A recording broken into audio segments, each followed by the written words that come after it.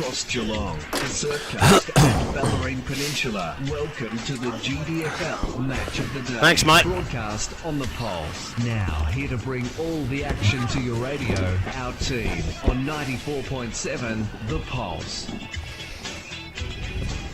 Good afternoon, everybody. Welcome to Myers Reserve Bellpost Hill Match of the Day on a ground bathed in sunshine. So at this stage, at least, we've averted the very horrible wintry forecast. It's probably about 12 or 13 degrees. Beautiful sunshine. A very special day here. The football itself, we'll talk about it in a moment. It's not a lot attached to it really, because these same two sides will play each other next week when it will be fair dinkum in an elimination final. But there's two great stories today. One in particular. Grubbycations, good afternoon to you. G'day, Rob. G'day, viewers and listeners. And we're getting close to finals. Here comes the exciting time of the year. Grubby, you love the footy. You also love what goes on the club. And when you've got blokes reaching milestones, it's a really good feel through the joint, isn't it? It is, mate. And look, there's a couple of the players that got big milestones today. We'll mention them shortly because I've been into the rooms. We're a chance to get them. They're getting strapped now, but we're a chance to have a quick chat with the two milestone boys very, very shortly. Dale Smith, he's getting pepped up. I'll stay with you, Grubby. You saw both of these blokes in a very, very good Bellpost Hill side, 7 premierships over a 8 or 9 year period.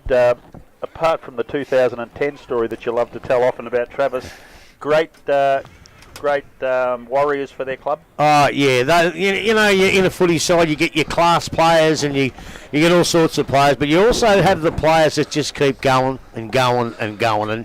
And Travis was one of them. He was just fantastic. Timmy, well, on his best day, he was one of their stars. But even if he wasn't playing well, he'd get another role. He'd go down back, go over the forline, throw in the ruck. He'd do anything asked of him. And for the spirit of the Bellpost Hill Footy Club, these two rank very, very, very highly. Dale Smith, former Geelong Reserves player. Dale Smith, good afternoon. Good afternoon to you, Rob. I hope you can hear me back there in the studio, but looking forward to this afternoon's game of football, especially after the rain we had last night, mate. I didn't expect the sunshine that we had, and let's hope it stays like this for the rest of the day, because it can get pretty cold up here at Bellpost Hill. The ground is soft, but it's certainly not muddy. A little bit of a black patch in the middle of the ground for where the cricket pitch is, but generally speaking, it's not too bad. It's 3/4 time in this reserves match. Bellpost Hill not having a great day, but they're 1-1. Geelong West Giants are 18-7, so it's a big, big lead to the visitors. I don't see that happening this afternoon. We've got a couple of players getting themselves organised to come in now, which is very good. David Steele, if you're there, can we just duck back to you in the studio for a sec to clear a couple of sponsorship announcements? We've just got to shuffle a few things around in the box. Our special guests, Travis Fursland and Tim Barton, are due to join us in a minute, Dave, so back to you for a sec.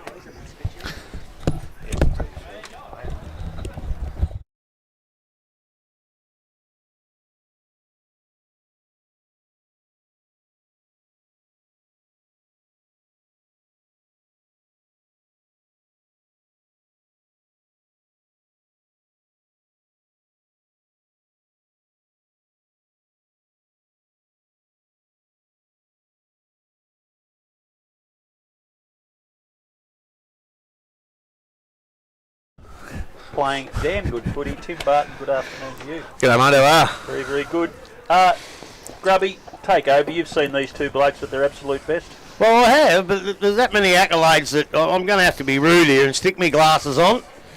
Timmy Barton, 6-time premiership player, Bellpost Hill Junior, 2 times Team of the Year, Team of the Decade, Bellpost Hill Team of the 40 Years, Geelong's longest kick, and 2016 Grand Final winner. Best on the ground, playing his 200th game. Congratulations, thanks for coming in, mate. Thank you. Now, the other bloke. Again, 6-time premiership player, reserve premiership, vice-captain, runner-up best and fairest, Bellpost Hill Team of the 40 Years, 3 GDFL Interleague reps, Darryl Jones medalist, which we all rate very highly, and the GDFL Team of the Year, playing his 300th game. Travis Fursland, thanks for coming in, mate. Thanks, mate. Now, we do have a couple of questions here. We'll start with you, Timmy, at 200. Yeah, mate. You went away. Yep. And this year, we didn't see you for the first half of the year, but the Bellpost Hill was so desperate to get you back. What made you come back to this club?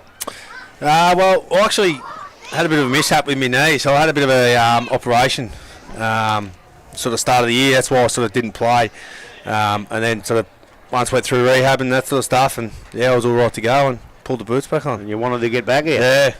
Yeah. This is a tough question because I think Tari's listening, but I know they throw you in the ruck, but would you prefer to play centre-half back, centre-half forward? Yeah, I don't mind the ruck. Just sort of, if the fitness is up, it's sort of not bad, running around with the ball. But yeah, look, bashing and crashing these days ain't the best in there, but should be right. Do what you got to do. Like people once in their life go to a 10-year and a 20-year reunion. You blokes are going to have reunions for the rest of your life. That's something to look back on. Yeah, no, it's definitely good. Obviously missed a couple through COVID and stuff, but yeah, we've played catch up for them, and a few more to come, which will be good. A lot of people are saying this year, some of these blokes are getting old and what's not. Valpo still know how to play St Albans, and they've still got players out here that play St Albans. That's got to go well for you blokes come September. Well, hopefully, mate. Hopefully, we've sort of got the right mix, and the older blokes with the younger blokes, and we can sort of take it as far as we possibly can. Well, I hope you can too. And Travi, you know the first question. You know what the first question is. Just give us a few memories of the 2010 grand final. Yeah, not many. Knocked out end of the first quarter. Well, I'm lucky you played 5 more, mate, because you got some great memories. I want to ask you, Gurge set the dynasty, really. He set the, your players who were picked 15th, 16th and 17th. He gave them a role, and he made them more important than, say, other clubs' good players. Now, after he left, Mardo, Stuffer and all that came along. Do you reckon they just continued that, or they had a little bit themselves? Yeah, for sure. It was more the culture up here, I think. All the boys would go to war for each other. Yeah. Yeah. All the like, you got premiership medals and all this sort of stuff. Individual medals are quite funny. Some people say, "Oh, yeah, I love them," but winning the Darryl Jones medal as the best player on the ground in an interleague side, that would give you a bit of pride too, wouldn't it? Yeah, I never actually saw Sid play, but the reports from him was an absolute superstar, obviously.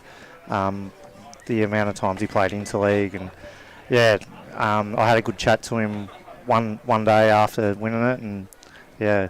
Well, I'm going to tell you, just go out to the Crocs next Sunday. The silly old ass is still playing. I know.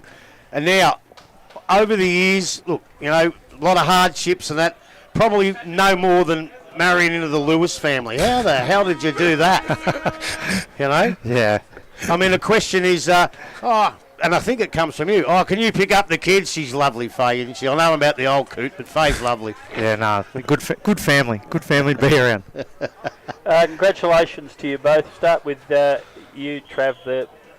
The club's reached out and asked you to play these last couple of games in the seniors now. Whether you feel as though you're worthy of that, I'll leave that up to you, but as a gesture from the club, how did that make you feel? Yeah, just grateful that I get a chance to obviously play with the likes of Timmy and Bo, Pagey, one last time. Just really grateful. And another question, we've talked to Tari a bit about it. You've played a hell of a lot with him. Did you see him being a coach? Yeah, Tari's got a very good footy brain, speaks well. He's... Hey, say hello, will you? Kids are saying hello to you. He definitely.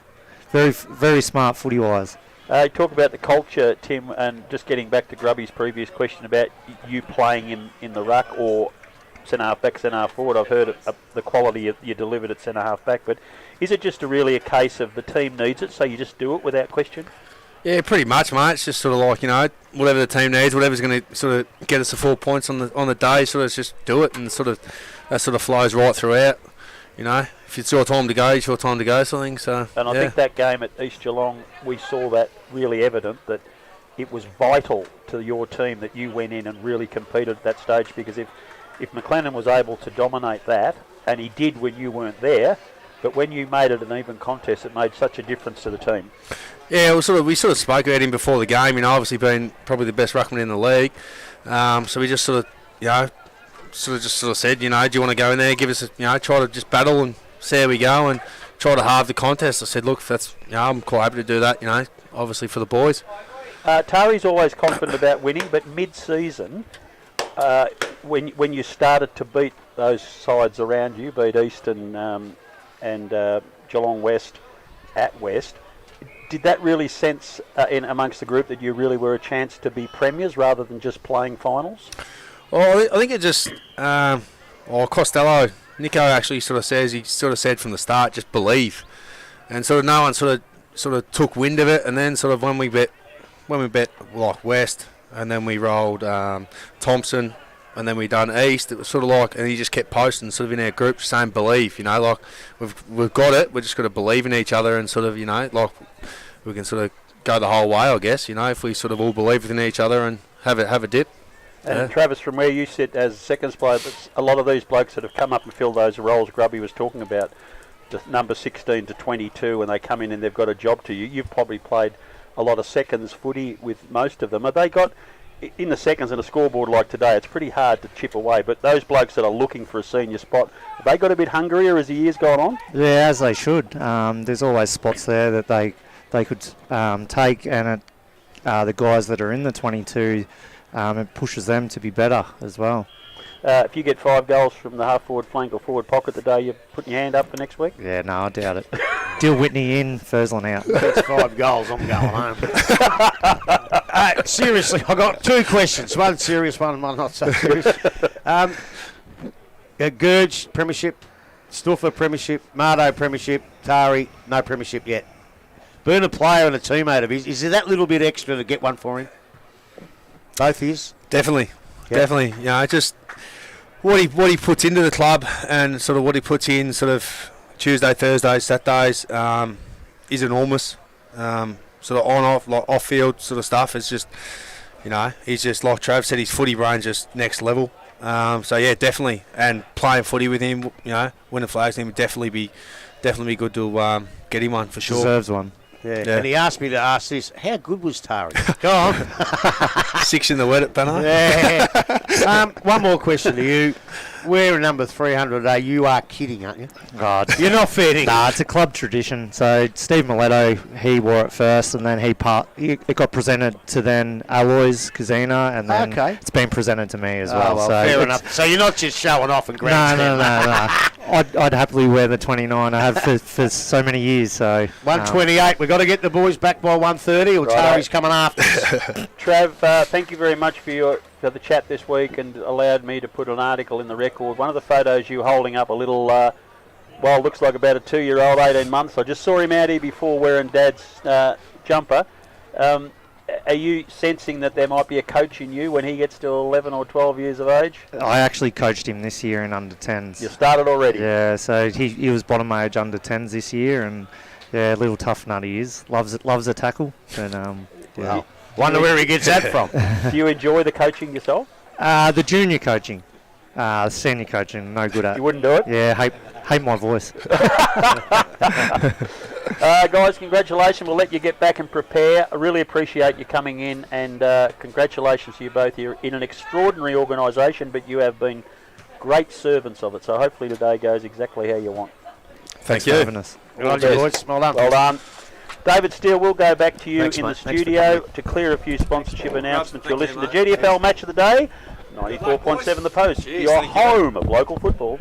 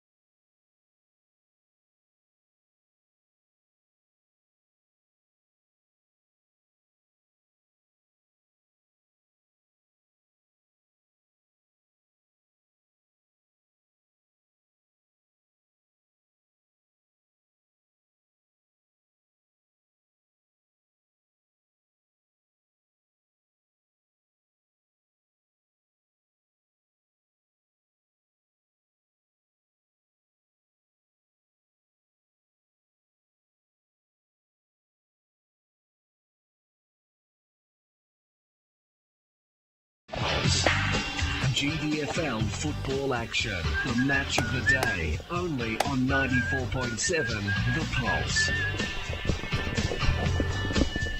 It is GDFL match of the day action. Myers Reserve Bellpost Hill, a game that in some senses doesn't count for much. The two sides will definitely play each other next week in the elimination final, but we've interviewed a couple of fellas who are playing milestone games. I bet it means a lot to them come 20 minutes into the last quarter if scores are level.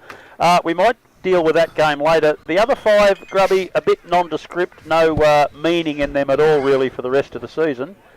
But with only one game to go, but we'll have a quick look at them. We'll probably spend as much time as you did on hashtag this morning on each of the games. Yeah, well, that was only brought forward because those other three idiots just kept talking rubbish and that. We had 4 minutes to get through the GDFL. So North Geelong, who have certainly been very good the last few weeks, have pinched a couple of important wins. They go out, they host Bannockburn. Now, I know Bannockburn don't like going to Osborne Park. Are there any chance to upset them? Well, and just in case Dick Philpott's listening, it's the Keith Barclay Oval, right? No. They don't like going there that much, although I think they're a little bit better side this year. I know there's a bit of a wager going on. And North Geelong, after talking to Jason a bit, they're pretty confident. They haven't lost a game since Jared Bryant and Busey have taken over. They lost last week, didn't they? No, they beat Winch. No, they beat They're Winch. behind. You just butt out, wait for your turn, mate. I don't make mistakes like you do. No, they haven't lost a game since they took over. And they're pretty confident. And I tipped an upset on hashtag this morning, but I've had a bit of a think to myself, and I think I'll go Bannockburn to win still. Believe it or not, this may if North Geelong do get up, this may not be a dead rubber anymore. No, it could change things. Can't Bellpost still get third if North Geelong win? Yes. Well, then it's not a dead rubber, so... There you go. All the pressure's on Busey and the Magpies out at North Geelong. And you're quite right, they've beaten Geelong West by 2 points, had a big win over Anarchy, and then a come-from-behind win over Winchelsea last week. So 3 from 3 under the new coaching. What about you, Dale? Can you smell an upset? No, look, from all reports, Bannockburn have been playing some really good football over the last couple of weeks, so I wouldn't think that they would let this one slip. As I said, that third spot needs to be held by them, and going to North Geelong today, they'll make sure that gets done, and they hold that spot so that they can look forward to a match against Inverleigh the following week. Anarchy were in a game for half a game last week, Grubby, and the wheels fell off. Are they any chance to beat Belmont? No. The wheels fell off. More than that happened out there too, I can tell you, but I won't go into that. But no, Belmont will beat them and beat them easy, and I hope they do. There wasn't a last-minute recall for Brent Jarks, anything? Go to the tribunal and fight it like Paddy Cripps. Paddy Cripps. I think they tried pretty hard, and look, I've had my criticisms of tribunals and stuff like that. What was it, unduly rough play or something like that? Yeah, I think it was rough. I don't know what he did, but the bloke who's played that many games and he's going to retire.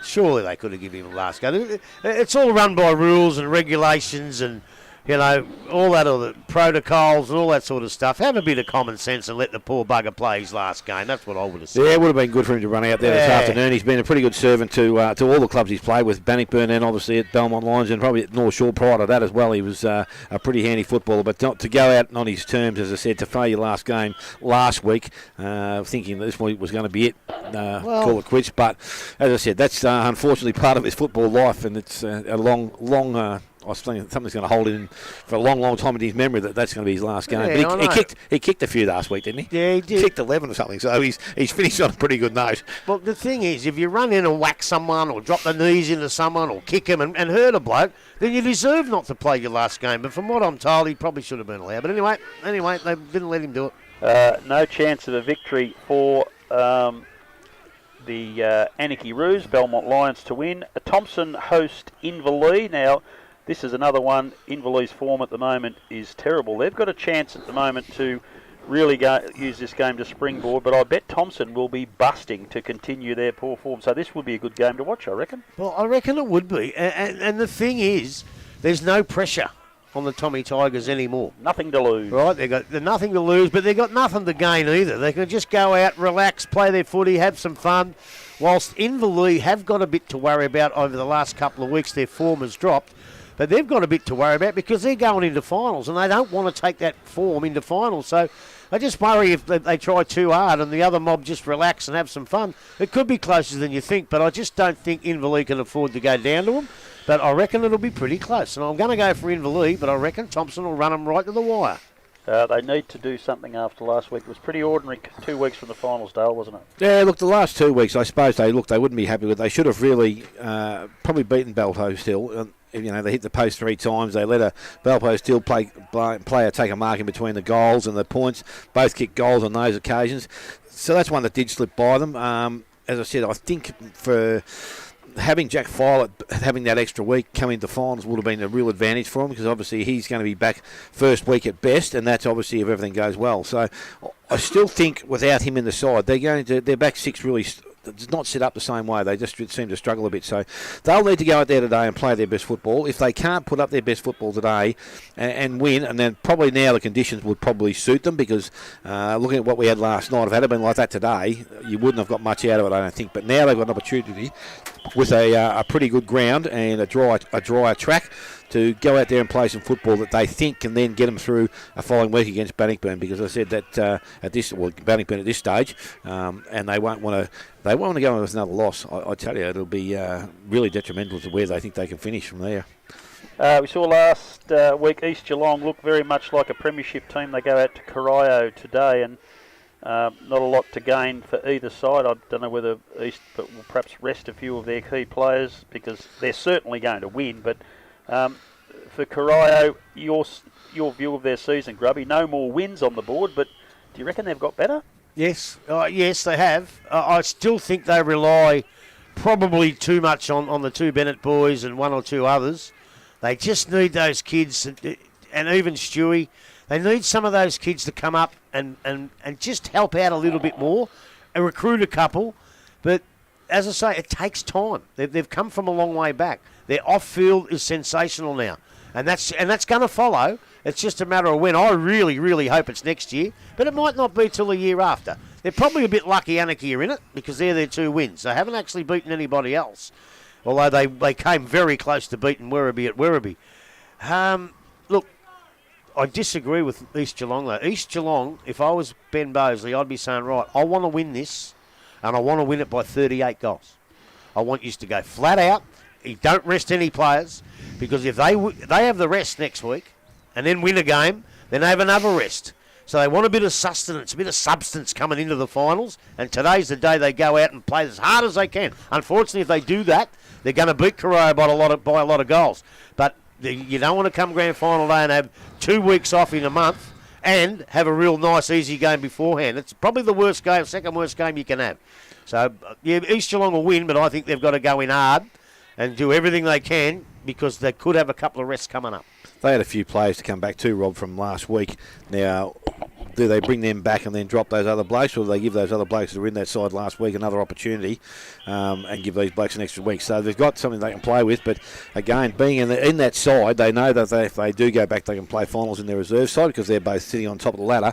But again, to play senior footy and to play in a premiership is something they should all aspire to. So they've got some decisions to make, whether they bring, I don't know how many of the 4 that were missing last week will come back this week, or 5, what was in there. If they bring them all back, that means 5 blokes got to drop back, but then they want to play well, because they know that if I don't, I could be sitting back in the next level. Not that, as I said, it's not the be-all and end-all, but you'd rather run out at 2 o'clock some days than run out at 12. Well, the fact that some of them are kids, yep, I think they need to bring them back. Well, especially the pace on the big ground. Yeah, but not just that, just for today. Yep. I think they should bring them back. They need them to be a part of a successful side, because that's their future. Mulvale, Crombie to come back. Menzies if fit. Monaghan. They're all their kids of the future.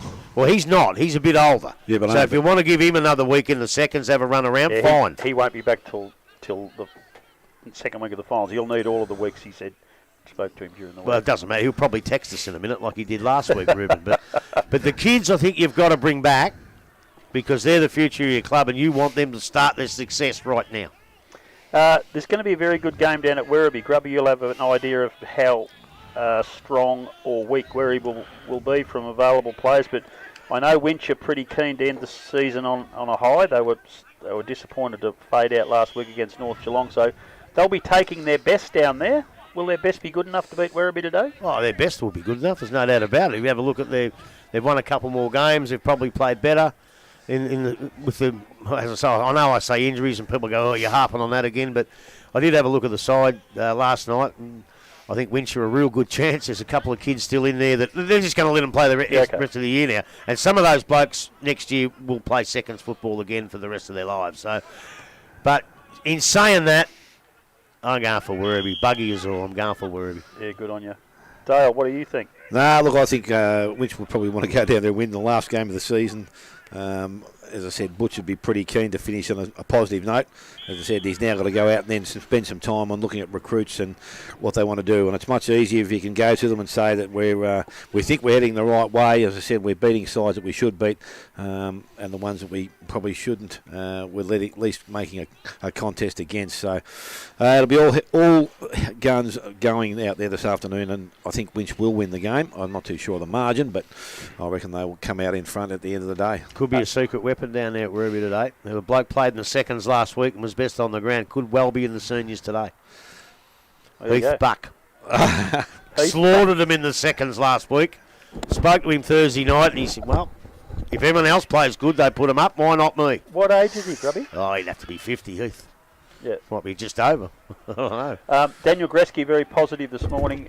He said that all but 3 of their current list have confirmed they will play next year, and that's been one of their problems. Recruit 6 but lose 8 over the years. They've nailed all the. Did he mention the 3 that haven't? No, but he's quietly confident of getting them as well. But he's got around the others and got signatures on bits of paper, so he's happy. And they've also got some recruits in the pipeline that excite them. So. They would want today to finish well to a bright start into the year. Let's talk about this one. Hang on, one more on Daniel Greske. He's retiring from playing, so good luck. He's done a great job. He's over 40 as well. He's about 6'9", so he obviously be sore every Monday. But I tell you another thing that they've actually changed, and it's for the better. They've still got some Marcus Oldham players, but they don't rely on them. Like, remember last time they had them, they relied on them that much. They were on top of the ladder, and then they all went home. And they finished, didn't even make the final. So they relied on them. They've still got a couple run around, but they don't rely on them. And they've got a few blokes from Deakin University who are doing long-term, like 4 or 5 year courses. So if I was him, I'd just get the teachers to fail them, and then they'd be 8-year courses or something like that. But no, and in that regard, that's why I think their future looks a lot better than bringing in a heap of players and losing a heap of players. They've got a hole. Look at the players they've lost. I'm Gubbo retired, but, you know, the other fullback that went, Sterling, was it? Sterling, yeah. He left. Will Ford's going to play out here today. A lot of them are just gone. Blake was a ruckman, and the bloke they had as their backup last year, I can't think of his name. He was another tall bloke that went home somewhere as well. There was a strong-looking bloke, went out to Bannockburn. Yeah, Joey Farmer. They lost him. I don't know where Joey is. You know, so they've lost a hell of a lot of Ethan Floyd. It would have been lovely to keep him this year because he was a very good player. Yeah. So, yeah, that's what they've got to get, stability. Rather than just get new players in every year, and it takes 6 or 7 games to get used to each other, keep what you've got and just add a little bit. And it looks like that's what they're doing this time. Hey, Grub, there's a point that we picked up this morning in the interview with Nick Dixon about Brad Gerard. We saw him play GDFL last year, and he was quite a good player at North Geelong. And he's gone out there and instantly become an impact player at 2 levels above GFL. So it just reminds us good players are good players no matter where they go. And I'm really pleased that ilk, the best of this competition, can go to the next level and match it. Well, so am I, but I think he's been there before. Right, yes. I think he just didn't come up through the ranks up. I think he's been at GFL level before, come back and gone back again. So that helps a little bit. But Tommy Swennerson, he's gone okay, Tommy. He's had a few injuries, I think. Yeah, he had a few, and then the other 2 kids, Widdowson and...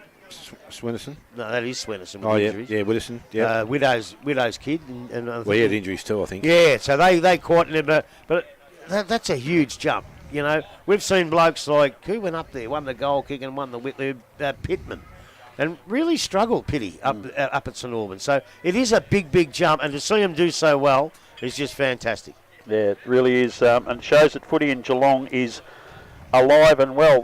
Players lining up out of due respect for Travis Fursland's 300 and Tim Barton's 200th game with Bellpost Hill today. They're right in front of us, so there'll be a bit of noise in a minute, I reckon. I tell you what, when you play your 100th game, you think, how good is this? The centre of attention's on me. And because he rolls up today, and they got a bloke playing 200 and a bloke playing 300. They don't even recognise him. So I will, Cosy, 100th game today.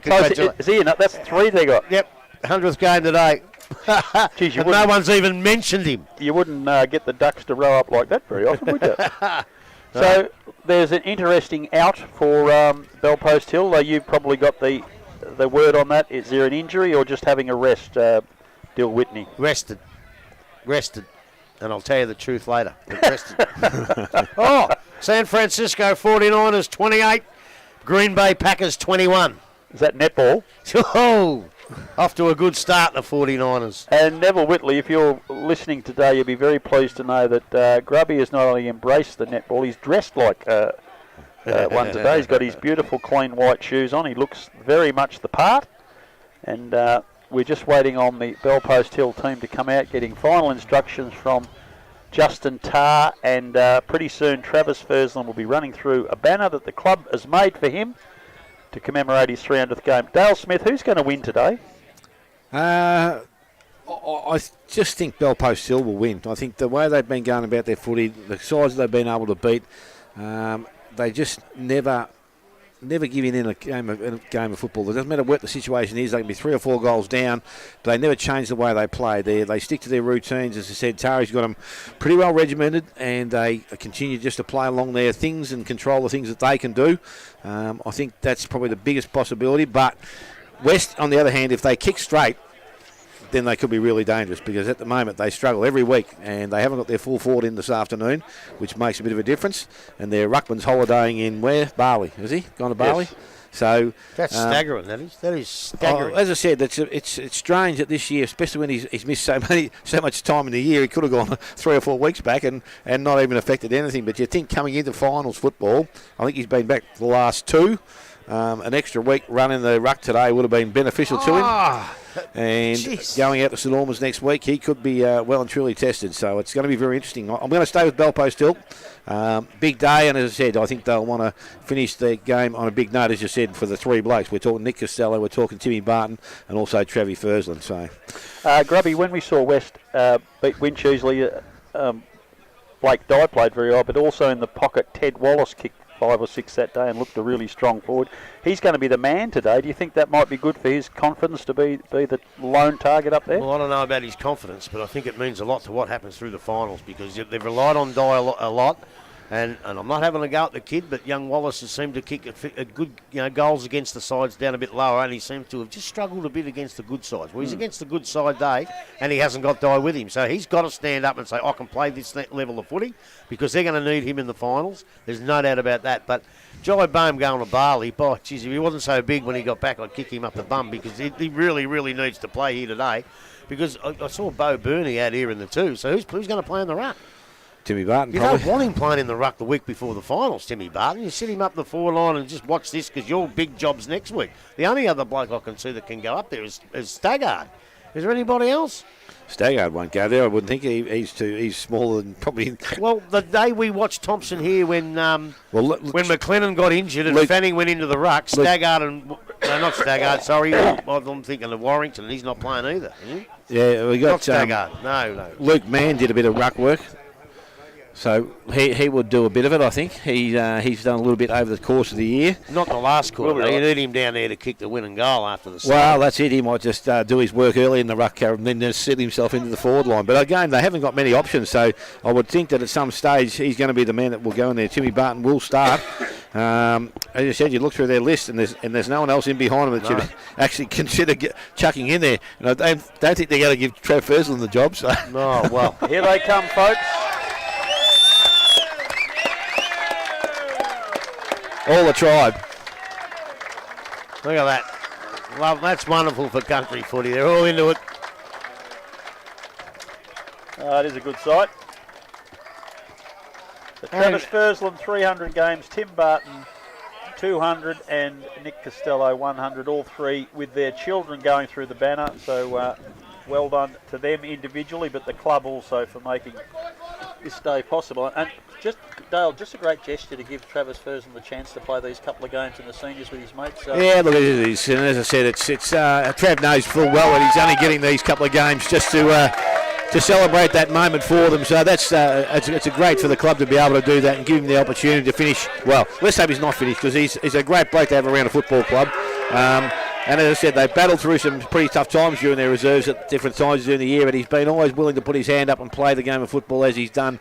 And you know that he will always give him his best. And he's been one of those players, he's a bit of a go-to man as well, or has been in their senior side during those really good times. And he's played a bit of full forward, he's played on a wing, he's played probably in a half-back flank, he's played everywhere you could probably play, bar ruck. I reckon probably the only place he wouldn't have tried his wouldn't have tried his hand, and let's hope they don't put him in there today and kill the poor bugger. So let's hope he gets on there and does what he normally would do, and Bellpost still can do the right thing by all three. Hey, Grubby, how would it be if Lionel lined up against Barton for the first centre bounce?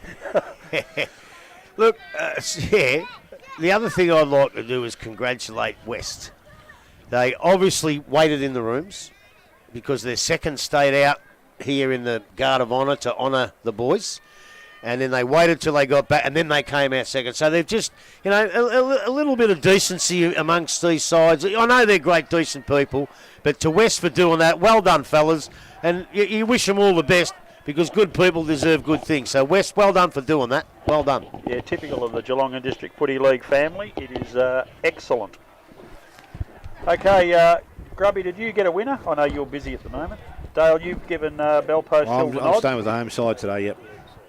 And it won't matter all that much to West. They're not going to go into next week's game thinking they can't win if things don't go their way today, unless, of course, they're absolutely smashed.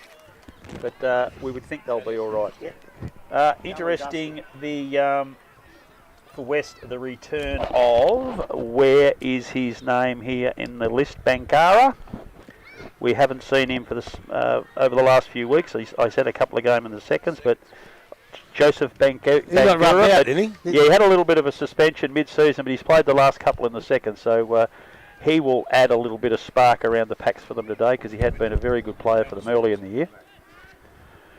The umpires are in the centre of the ground, both sides going through their warm-ups now. We've got a beautiful sun-bathed ground still here at Bellpost Hill. As we mentioned before, the reigning Whitley medalist Dill Whitney has been late withdrawal. We see him out there in the civvies on the edge of the warm-up. They'll miss him. His game at Inverleigh, Dale, was apparently something to behold. Yeah, look, he changed the way that Bellpost will got himself back into. He just willed him into every contest basically, and made sure that when he came out with the ball, he actually used it well into their forward line, and it was a typical Dill Whitney performance. Because as I said, you've seen him over the number of times just get the ball, and he just seems to have the knack to know where to go and how to get out of the contest, and did that very nicely over a pretty good 4 quarters at Inverleigh, and as I said, it made it a pretty good performance for them out there to win that kick after the siren, which you don't get a chance to do very often, but he did that, and obviously he didn't kick the winning goal, but was very instrumental in them getting themselves back into that contest. Travis Fursland's role today, he probably definitely his best days are behind him. He knows he's not in the club's best 22, but I'm sure he'll want to make an impact. Do you see him just playing as a support role beside in a forward pocket or something? I honestly don't know what they'll do with Trav. They'll obviously start him on the ground, because obviously with your 300th game you want to start on the ground. So I'll give him that. They'll give him that for the start. Now, whether they play him there or whether they play him back behind the ball as a backline player, he can also play out in the wing, because he has been known to play out there. But obviously that was prior to his age starting to catch up with him a little bit. Whether he has the legs and the capacity to run like he used to will be very interesting. But keeps himself pretty fit, as you can see. It doesn't matter where you go, you know what sort of job you're going to get out of Trev Fursland. That's going to be a pretty honest performance. So at his best, what sort of a player was he? How would you have compared him to a modern GDFL player? Oh, it's too hard to compare him way back then to now. As I said, he's been a league representative on a number of occasions, and in that case, he was probably one of the first people who was picked every time, I think, to represent our league. Yeah. So he's got a great standing in the game of football. Don't worry about that. So do you compare him, say, to a Jack Yates? You're looking at two different players. As I said, he's played with a lot of these players for a long period of time. To be honest, you don't have to go back through the teams of the decades. They probably at Belpost when he's been playing. He would have been in probably every one of those. As a half-forward wingman or a half-back flank or something anywhere. like that. He could have played anywhere. He's played a lot from the half-back flank. As I said, he's played hit-and-miss roles from full forward. He's been good there. He's played back line. He's played centre line. I don't, as I said, Rob, other than your key possession backs and your ruck position, I reckon he would have played probably nearly every other position for Belpost still at some stage. Well, they've got Page, Ettridge, Costello and Fursland in the forward line, along with league's leading goal kicker Will Ford, who stands head and shoulders above them height-wise. And then I think it's young Zach Jones is the other forward. So there's a fair bit of experience and skill. Speaking of the skill, Jaden Ettridge, 5 goals last week. We've watched him a slow comeback. He's got less weight on him than he had in previous years, but he sort of struggled to get in the game. But he's almost like a silent assassin from the going into the finals, because the focus has been on Ford and Costello, but Ettridge is a very good player and got incredibly good goal sense. Yeah, look, the two of them, both him and Cozzy, as I said, they mightn't have a big impact on the game, but as I said, in 5 minutes of football they can really hurt you. We've seen it here a number of times, like a couple of games here against Timberlea a couple of years back. They hadn't touched the ball and didn't look like touching. All of a sudden, in 15 minutes of football, they had 6 goals between them. They just know how to find the ball, and when they do it, they are very reliable people to kick goals for you. So, as I said, they try and do a lot of work in their forward line now, but if they get the ball in their hand, they are the right people to have it trying to kick goals for the Belpost Hills. So, it's going to be interesting, because it looks like Andrews is that young kid, Josh Andrews, is going to play up forward. So, Andrews, yeah, because he adds that little bit of dash for him up there. So, Zach Jones is on the wing here in front of us. Is it Zach Jones or Zane Jones? Zane Jones, sorry. Zane. Zach Jones plays for St Kilda, doesn't he? He fights for St Kilda. He loves a fight, Zach Jones. Zane Jones it is. Okay, we're in the centre of the ground. This is the start of our big match of the day here on Pulse FM, GDFL footy. Dale Smith, get us underway. Before you go, Smithy, umpires today are Sam Chaston, Les Sedman and Mark Davidson.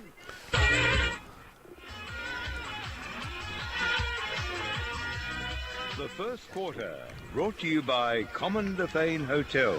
Ruckman for Geelong West is Tom Richmond, and I'm not too sure how many senior games he's played. Young kid, they told me. Mitch Wright said. Mitch White, yeah, young kid. You'll probably go back, though, next week, back to the twos. Yep, and he's up against Luke Mann, starting off in the middle for Belpost Hill. Siren has sounded, umpire about to start play here this afternoon. Both these sides will be back playing each other next Sunday in a elimination final, but right now the ball has been dropped there by in the middle of the ground by James. His free kick will go to Smith of Geelong West. So right from the middle of the ground, just get himself out of that boggy patch. It's about the only wet spot here. Not too sure about the far side, but Benny Muir's gone back with some courage, has taken the mark in defence now, can set up Belpost Hill from defence. He looks to go across the ground, could be dangerous. He's now changed his mind. He's going to go back Clubroom's side, goes back out looking towards Yates. He can't take the mark, gets to his feet quickly, picks the ball up. He's tackled, ball comes out. It's kept alive. Bangura now has the ball for Geelong West, goes back into the pocket. Nice kick. Mark has taken it there. White possibly. Yes, it is, I think. So Justin White from the forward pocket will go back, have an opportunity to kick towards goal, and that will take his very best from out there, I would think, even though it's only early in the game. Always a hard kick from there, Smithy. Always. So he's got the ball. He looks pretty confident he can get the distance. Kicks towards goal. It's going to be very close. It's going to land in the square. Ball is going to be punched through or run through. Jones is the player that takes it through. So the first score of the afternoon is to Geelong West. They are one straight behind, and they lead Belpost Hill, who are yet to score. Ball come out very quickly. Costello has pushed deep into defence, takes the mark now, brings the ball towards centre wing, going across. Mark not taken there by Andrews. Picked up to West players, get the ball out. Goes back into the hands there of Dwyer. He is carried over the boundary line, so we're going to have a throw-in to take place. Centre wing position.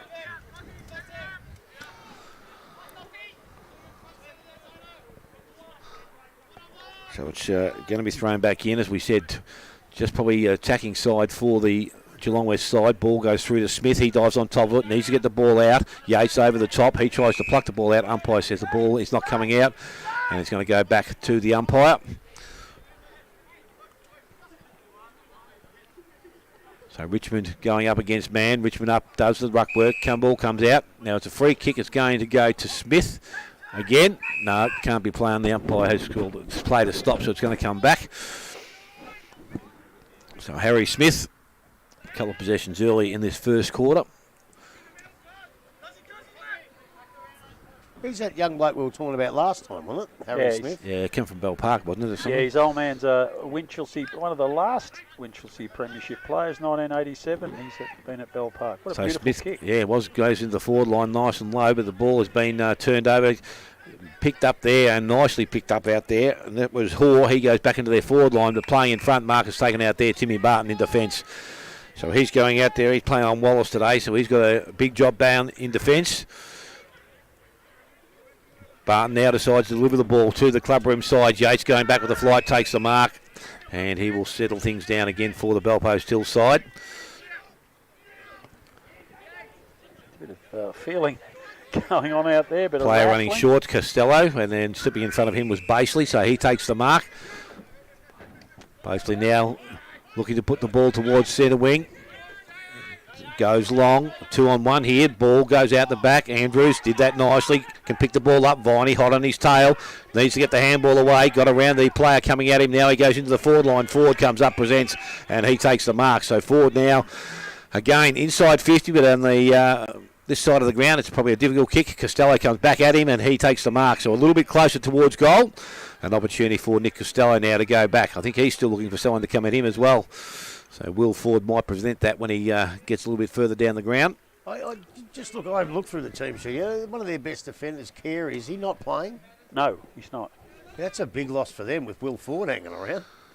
Yeah, they've got three big outs when you look at it. Dwyer, him, and the ruckman. Boom. So Cozzy comes in from the forward pocket, game 100, and kicks towards goal. Looks okay off the boot. Will go across the goals and will be pushed through. Not yet.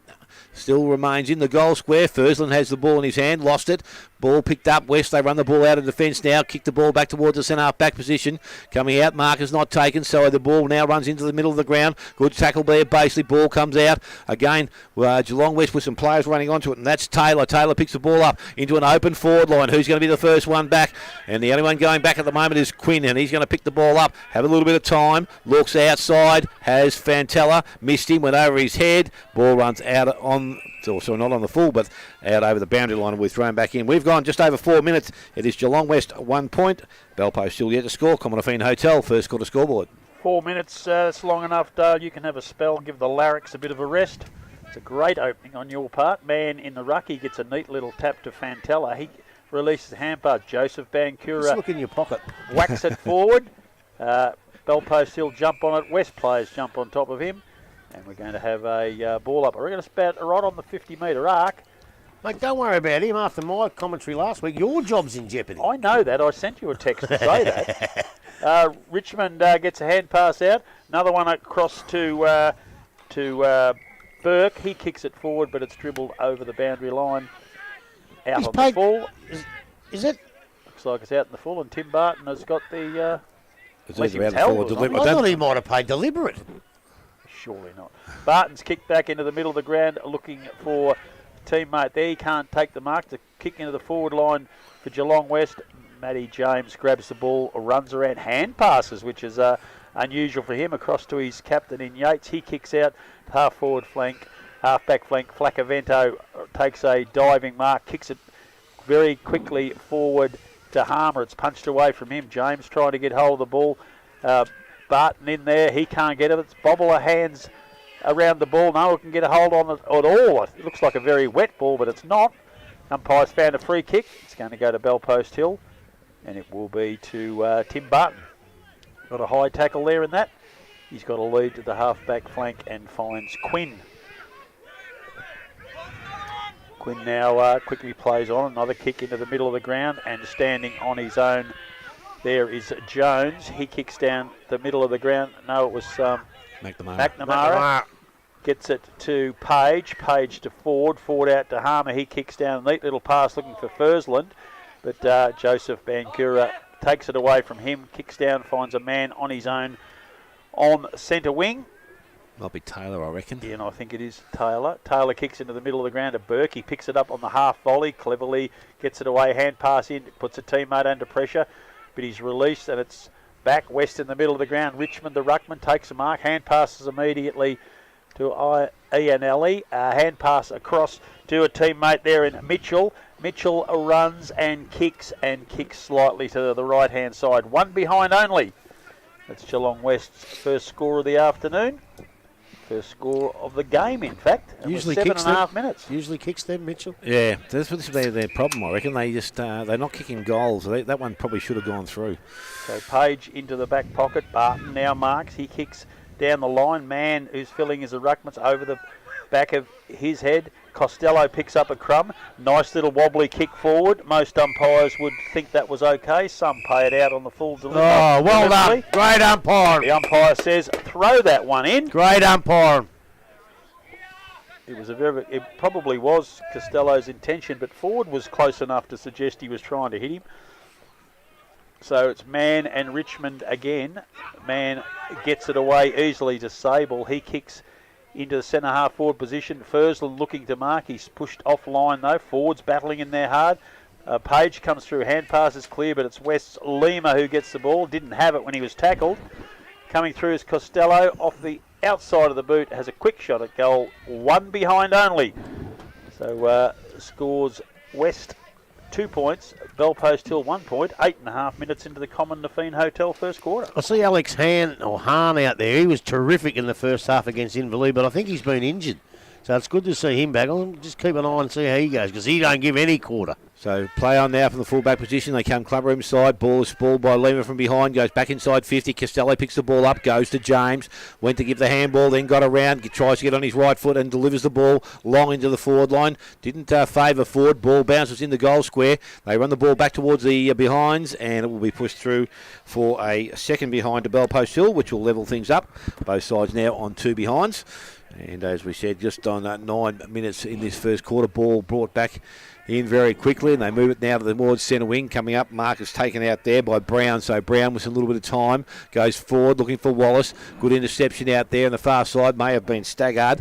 He now turns the ball over and it goes back into their half forward line. White comes up, nearly got that in the half volley, tackled, ball comes out in the tackle. Umpire said he held it without, was held without the ball. Free kick is going to go to Justin White. So outside there 50, plays on now, gets around Quinn on the mark, delivers the ball to the hot spot. Could have been a holding decision there, but coming across McNamara, as reliable as ever, takes the mark, and he will transfer play to our side of the ground. The clubroom side goes to Basely. Play out further across the ground, goes back the other side now. Benny Muir. The run machine, Ben Muir. Looking to deliver the ball outside 50 now for Bellpost Hill. Kick was a lot that good, and it's going to go straight into the hands of Iannelli. And the ball's going to be now coming back to where it was just a minute ago. So Iannelli now, club rooms, goes short, looking for Mitchell. He's there, mark not taken. Ball comes to ground, picked up there. Barton got the handball away. Oh, umpire says he didn't get it away. Is he allowed to play on? I'm not too sure. Yep. Umpire said yes, he can.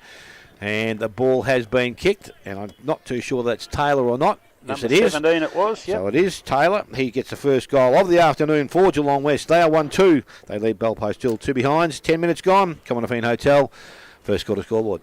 Look, it's quite an entertaining game, but it is a little bit bruise-free just at this stage. I watched a bit of the seconds. They weren't mucking around out there in the seconds, but it's a little bit less physical at this stage. I suppose, being the dead rubber, but I'd just like to see them going in a bit harder, because I'll tell you what, you actually get hurt if you don't go in that hard.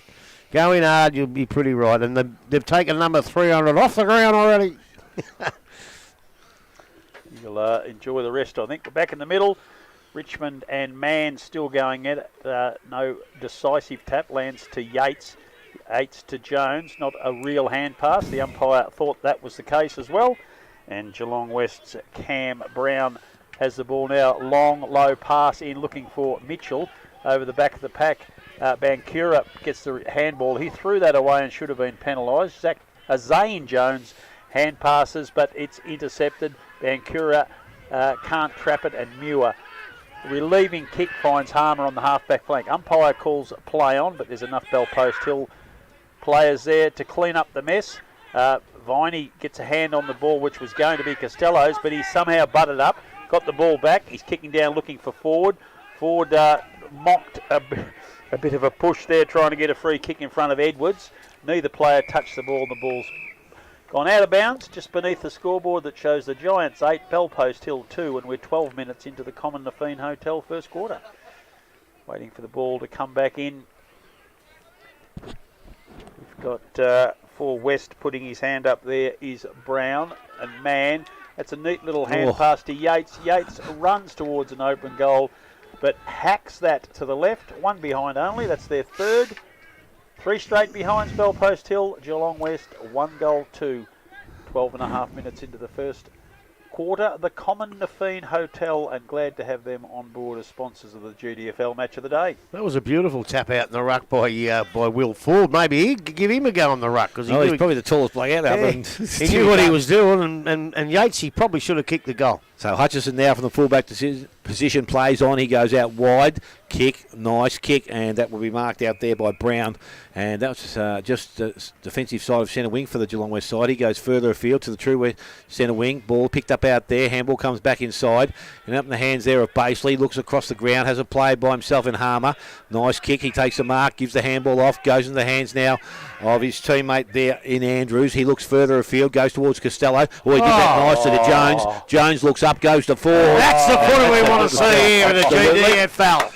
It was nice and clean, and Will Ford presented, and the fullback in Sam Edwards never had a real chance to get anywhere near that, so good movement of the ball. Will Ford with an opportunity to kick his first goal of the afternoon. What's he sitting on at the moment? 82, I think. Okay. So Ford now 80 to come in, and will give Bellpost Hill the lead if successful. Kicks a goal. Looks okay. Comes held back. the line, and it's through. So he's got his first of the afternoon. Bellpost Hill also with their first. They are 1-3. They lead Geelong West on 1-2. We have gone 14 minutes. Common Nafeen Hotel, first quarter scoreboard. That was ripping football. That was just beautiful, beautiful football to watch. You love seeing that in the GDFL. That was like above our standard. That was magnificent. What percentage of players would have the brains to do what Costello just Oh no, did? Costello, he's out on a par of his own when he does that sort of stuff. But you know, because I was just thinking while I was looking at, he's only going for it one-handed, and then he's palmed the ball like a ruckman straight onto the chest of a bloke running past. Well, he's kicked 81 there. Is there 19 left with today, and how many finals they play? Possibly, yep. Back in the middle, Mann tries to get the tap out. He's got a new opponent now in Brown. The umpire's found a free kick. It's going to Jack Yates. For what? The captain of the Bellpost Hill side. He said a high tackle. Oh, he went like that, around his stomach. So Yates I can't understand what it was for. Lacavento on the centre wing. Bellpost Hill trying to mount something, and as normal, the neat little short kicks. And this one finds Andrew. Andrew, another neat little short kick, finds Costello, who produced some freakish play just before. Another short kick from him, and he's found the chest of Will Ford. He's marked it right on the 50-metre arc, and he's slightly tighter than a 45-degree angle. He's looking for another short pass, and he's found one, and this one is Will Kerrin, who is marked. He's on a tighter angle, but he's only going to be about 30 metres out from when he kicks the ball. But he'll be probably only about 25 degrees he'll be kicking from, so very tight. He's a right footer, which will make it a fraction harder. So it's Will Kerrin, forward pocket. For Bellpost Hill aiming it for their second. It started to the right. It's remained at the right. Missed everything, out of bounds on the full. No adjustment to the score. Geelong West have the ball back in their hands. And that is Piers, who kicks across goal. He finds Lima, a nice little pass from him down centre wing, and finds Dwyer. Dwyer kicks across ground. I think that's Smith who's got it there. Smith has kicked it to Dwyer, who followed up. Made position further down the ground. They're still not at centre wing yet after a series of short passes. That one puts them at centre wing, but it's gone out of bounds, and there'll be a throw in on the far side of the ground. And at Bellpost Hill, unlike most, it is a long, long way to the far side of the ground. Commentator's worst position to be in. Well, you're going to find it just as hard next week at St Albans. Very much so. So it's tapped out by Brown, but he's put it into the hands of Bellpost Hill. McNamara has come up from the back line. He pulled off the ball. That's the umpire gotta be agreed. a free kick. And he will receive a free kick for holding the man. They're just outside 50 at the moment. Another little neat pass. It's Fursland, the 300 gamer, who can't get a handle on it. And it's wobbled out of bounds. Half forward flank for Bellpost Hill. They're in attack. They lead by 1 point, 139 to 128, 17 and a half minutes into the Common Nafeen Hotel first quarter. So ball now to be thrown in just outside the forward 50 for Bellpost Hill. Man taps it back to the front of the contest. Picked up there. James got around one, got around two. Now decides to kick long back towards the forward position. Ball gets out the back. Players need to come onto the ball. It was Basley. He tried to kick it off the ground. The Lima arrives. He picks it or traps the ball, picks the ball up. Got the handball outside. Going to end up in the hands of Piers. Piers, not too sure what he wants to do with it, but on the left boot, just puts it back towards the centre half back position. Ball runs out the back. Yates will be the first to arrive. He taken from under him, he says to the umpire. So Yates now delivers the ball back into the middle of the ground. Okay, mark is taken out there. So that was Quinn, and he's going to look to deliver the ball into their forward line again. This kick is going towards a teammate coming up, and the mark has been taken out there by Andrews. Haven't minded this move so far. It's been a good move. He's been pretty good. He's a good moving young fellow, and he's going to go back now. Look towards, he doesn't. He gives it off to James. He loads up and goes long, back towards the goals. Ball marked, no. Pushed through, no. Picked up by Costello. He goes back to the top of the square. Mark has been taken out there, and that's Smith of Geelong West. So he will relieve some pressure for the Geelong West side. Has a player this side of the ground, decides to come to him now, and Gaffney that's taken a mark on the inside their defensive 50. Mitchell leads for him. Has to be a good kick. Ball over the boundary line. Chop of the arm, says the umpire. Free kick's going to go to Mitchell anyway. So Mitchell now, he's going to look further afield. There's not too many Geelong West jumpers there. He's going to make someone come towards him, and a player finally does. Mark has been taken out there this time, and it's going to be picked up, and that was by Mowat. Mowat goes back in the middle of the ground. Smith's worked his way down the ground. Coming past with Mitchell, ignored him at this stage. Now he kicks long, goes into their forward line. Harmer gets across. Oops. Actually was pushed in the back there. Bangera got up, got the handball out the back. That was okay. Went to his teammate there in Brown. Brown gave the handball away. Now they work back in it. I think it's Harmer back over the contest. He's going to be brought to ground. Umpire will come in and take possession. You said you had some tricks, didn't you? Ball thrown up now by the umpire again. Ruckman go at it. Brought down there by Mann. Handball comes out. Went towards Hahn. He can't. We can get through the contest. Try to get out the other side. Put the ball down. Ends up in the hands of Richmond. Got the handball outside. Went to his teammate out there. Too long. He was tackled, and ball comes out. But you've got to be telling him. Man, the free kick will go to Bellpost Hill, and it's Harmer that's got the ball. Goes towards Page. Ball out in front. He couldn't take the mark. Ball goes over the boundary line. There's going to be a throw in. So as we tick over 20 minutes, it is Bellpost Hill 1-3, Geelong West 1-2. It's a very entertaining game, this. It hasn't reached dizzy heights, but both teams are going in really, really hard. That should have been a free kick against Richmond, but the umpire didn't see the jumper being held. Yates for Bellpost Hill's got it, but he's kicked it over the boundary line, out on the full. Geelong West will come back into attack. But if it's 4 goals to 3 goals instead of 1-3, it's a lot better game, isn't it? Much better. So much it's just better. the kicking. Just that kicking for goal, which we've seen a lot of bad stuff this year. In the middle of the ground, Wallace for Geelong West. That's a lovely kick and finds his teammate there in Smith. That's Smith, the midfielder, who's been very active already this afternoon. He's passed into the middle, but that is not directed, but it's come over the back. Bellpost Hill, Tim Martin picks it up. Barton, sorry. He's changed his name. He's changed his name. 200. Oh dear, I was thinking of former coach, I think. It is The smiling assassin. the free kick to Tom Burke for Geelong West. He's outside 50. He'll be looking for options forward. He's found one, but chipping in is the aforementioned fellow that just changed his name to Tim Barton. He's taken another mark. He's certainly earned his keep down there in his 200th game, playing as a key defender for Bellpost Hill. Another little neat pass and finds Luke Mann on his own. Just on the 50-metre arc, they're slowly working their way out of defence. This is very much the Bellpost Hill method, and Geelong West are playing the same type of game. Mann's forced to kick down the line. Andrews setting himself at the back of the pack. Almost takes a mark, cops a bit of a bump. Ball comes out into the middle, but it's Geelong West through Burke. Hand passes it back. Lima picks it up. Can't get a handle on it. Hand passes over to Gans. Gans hand passes back further to Wallace. He puts the boot into a long torpedo punt, looking for a forward. Bankura's going to run onto the ball. No, leaves it for a teammate. That comes across with a hand pass to Burke. Burke kicks into the forward zone. Can't hold the mark there. His teammate, Bellpost Hill, Vasika picks it up. No, Vasika, sorry, picks it up. Kicks across the goal to the running Matt James. Another neat pass from him down the line. Finds Luke Mann. Half-back flank. They're working their way out again, the Panthers. Mann kicks into the middle of the ground. A couple of players waiting. One of them is Joel Page. Takes a very strong mark under a lot of pressure from Lima. He's asked to play on. Page gets around Lima. Kicks towards centre half forward. Ettridge had made position very well. McNamara has tapped it back towards Ettridge, but first onto the scene. No, he's bumped out of the way by McNamara. The ball going forward to Ford now. McNamara follows up again. Ooh, free kick. The umpire has said Ford was held.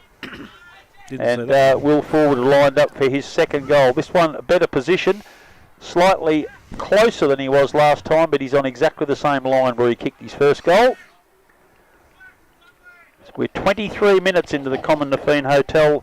Ford lining up for his second, his team's second, and this will put them 7 points in front of his successful. And 18 to go for his 100. So Will Ford for goal number 82 for the season, crossed over to Bellpost Hill from Winchelsea. And he comes in now, very deliberate action, leaves the boot and is right through the middle. His second, his team's second, a 7-point lead to them, 23 and a half minutes into the Common Nafeen Hotel first quarter. Well, I'll tell you what, I don't know what he's doing up there, but Bo McNamara come through there. He pushed one bloke off the ball beautifully, bumped another bloke, and then toe poked it straight to Will Ford for the resultant free kick. So, Bo McNamara, I don't know what you're doing up there in the forward line, but take a pat on the back because that's your goal. So. Well, obviously the coach wasn't happy. He's been dragged. Yeah. Maybe just give him a little bit of a run on the ball, or a run up forward. But Bowie McNamara, that was your goal, son. Well done. And the team player that he is, he knows it but doesn't care. Ball back in the middle now. Ball from the middle. It's trying to be brought out by Geelong West. In there, Staggart's got his hand over it. Muir just emerges from the contest, goes back into their forward line, and Andrews going back with the flight was the only one that actually went for the ball then, I think. And he has taken the mark.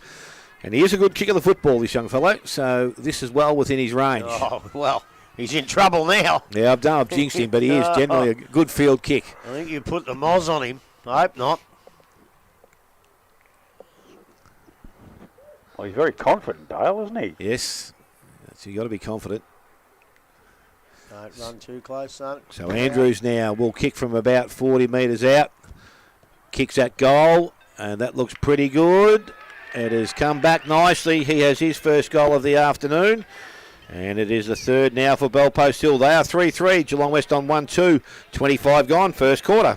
Very, very impressive. But I've got a question for both of us. With this new stand rule, are you allowed to jump up in the air on the mark? I think you can. Well, then why in the hell didn't Michael Lima do that? Because he ran reasonably close, and Michael just stood there. Yeah. He looked at the umpires and say that's because he ran around a little bit with no play on. But surely you're allowed to jump up in the air because he might have got a hand of that. I think I've seen that in the league because there's not many people actually move at all. But there was someone last week I was watching and he did it every time. He's jumped just vertically up. Not sideways, he just jumped straight up. If they're kicking for goal, surely you're allowed to jump straight up. Well, you would think so. We're in the middle now. Richmond wins that tap to Smith. He can't break away from this desperate Bellpost Hill side, but coming out is Burke. He kicks long into the forward line. Ball's come over the back of the pack. Mitchell couldn't quite get a handle on it. It allows Bellpost Hill defenders to come back in with a chance. Justin White has got a free kick, and he'll have a shot for goal directly in front, about 25 metres out. Got a high tackle there as he was grovelling for the ball on the ground. Well, he's lucky he got the high tackle because he actually dragged the ball in. So if he didn't get a high tackle, the free kick most probably would have went the other way. So a stalwart for the side, and he's going to need this on the stroke of quarter time. They've 13 points down. This will take them back to 7 and within touch, so he desperately needs this. In a quarter that Bellpost Hill have won very easily. That has come off the board horribly. Once again, too close to the man on the mark, I thought. Through for 1 point only. So that's a 12-point lead at quarter time. 3-3-21. Giants 1-3-9. Goal kickers Dale. Yes, to the quarter time break. 2 to Will Ford and 1 to Josh Andrews. The sole goal kicker for West is Josh Taylor. And we'll take a short break. Come back. All the action here from Myers Reserve. You listen to 94.7 The Pulse, your home of local football.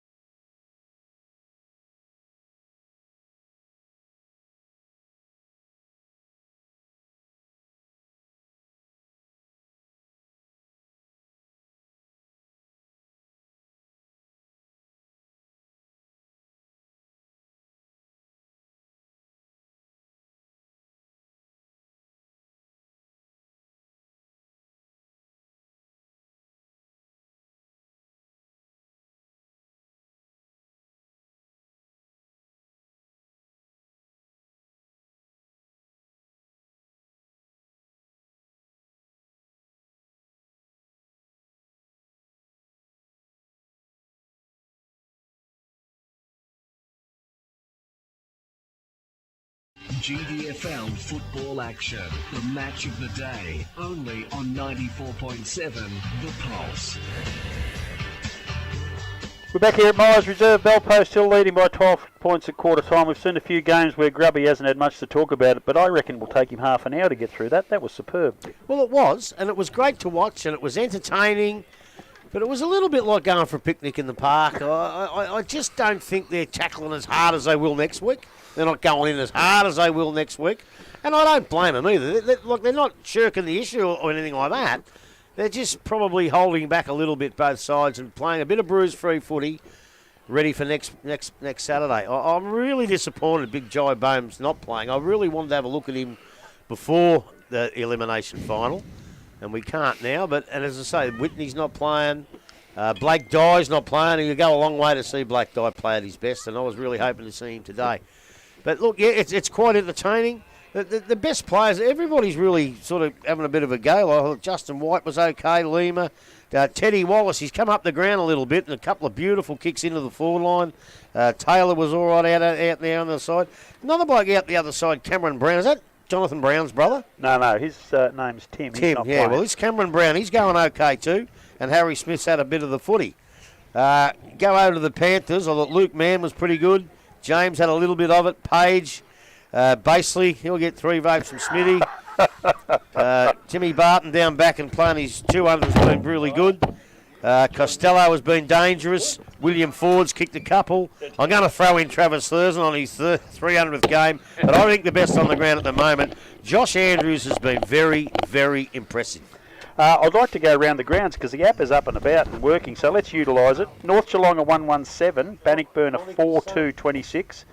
Belmont Lions 7-3-42, Anarchy 1 straight goal. The score here, of course, Belpost Hill 3-3, Geelong West 1-3. Thompson have kicked 2 straight goals, Inverleigh are 3-3, Corio 1-1-7. The ladder leaders, East Geelong, are 5-4-34. Werribee Centrals have kicked 1 goal. Richard, your old side's kicked a goal at Werribee, you'd be pleased. Have they? But unfortunately, Winchelsea have kicked 8 goals too. Oh. So that is a huge start for So the what, Blues. are you just being a smart ass? Yeah. Yeah, I was just returning serve. Oh, actually, I'll just you keep going, and I'll talk to Alan Moore. Oh, dear me. Dale, have you enjoyed this as much as I have? It's been a good day. Yeah, it's been a good game of football. As I said, you just don't know where they're at with both sides and what they're going to put into this contest. I know that they probably both want to win because you don't want to go into a final series losing. And even though they've got some players to come back, that's still not the point. You want to go out there and make those things are set up for next week. As I said, that's what it's all about. As I said, it means nothing today, but if you go out there and you've been beaten by a side twice in the home and away series, your confidence levels just mightn't be quite as good as they should be. Kicking for goal, as I said, they've had 6 shots to 4. Cheetah's still struggling to get themselves on the board on a regular pattern. As I said, without Blake Dye down there, you're right. I think Wallace maybe need to spend some more time down there if he's going to be the bloke to go to. Although Mitchell himself has been a couple of options, but again, he's got himself up the ground a couple of times as well. So I'm not too sure how they work their rotations and who's supposed to be playing that position. But he's a bit smaller, Mitchell. Yeah, but they need to have someone designated to fill that hole. Yeah, they need a focal point down there. Yeah, so I don't think there's much use of Wallace coming up the ground. They need him to stay down and kick some goals. I love the passion you two blokes have for the GDFL. He just dropped the Cheetahs in there. The Cheetahs. That was good. I love that. That's history. Right, Dale. Where are we going next about week? To start. Where are we going next week? Baker's Oval. Yeah. Just got to watch the dog poo.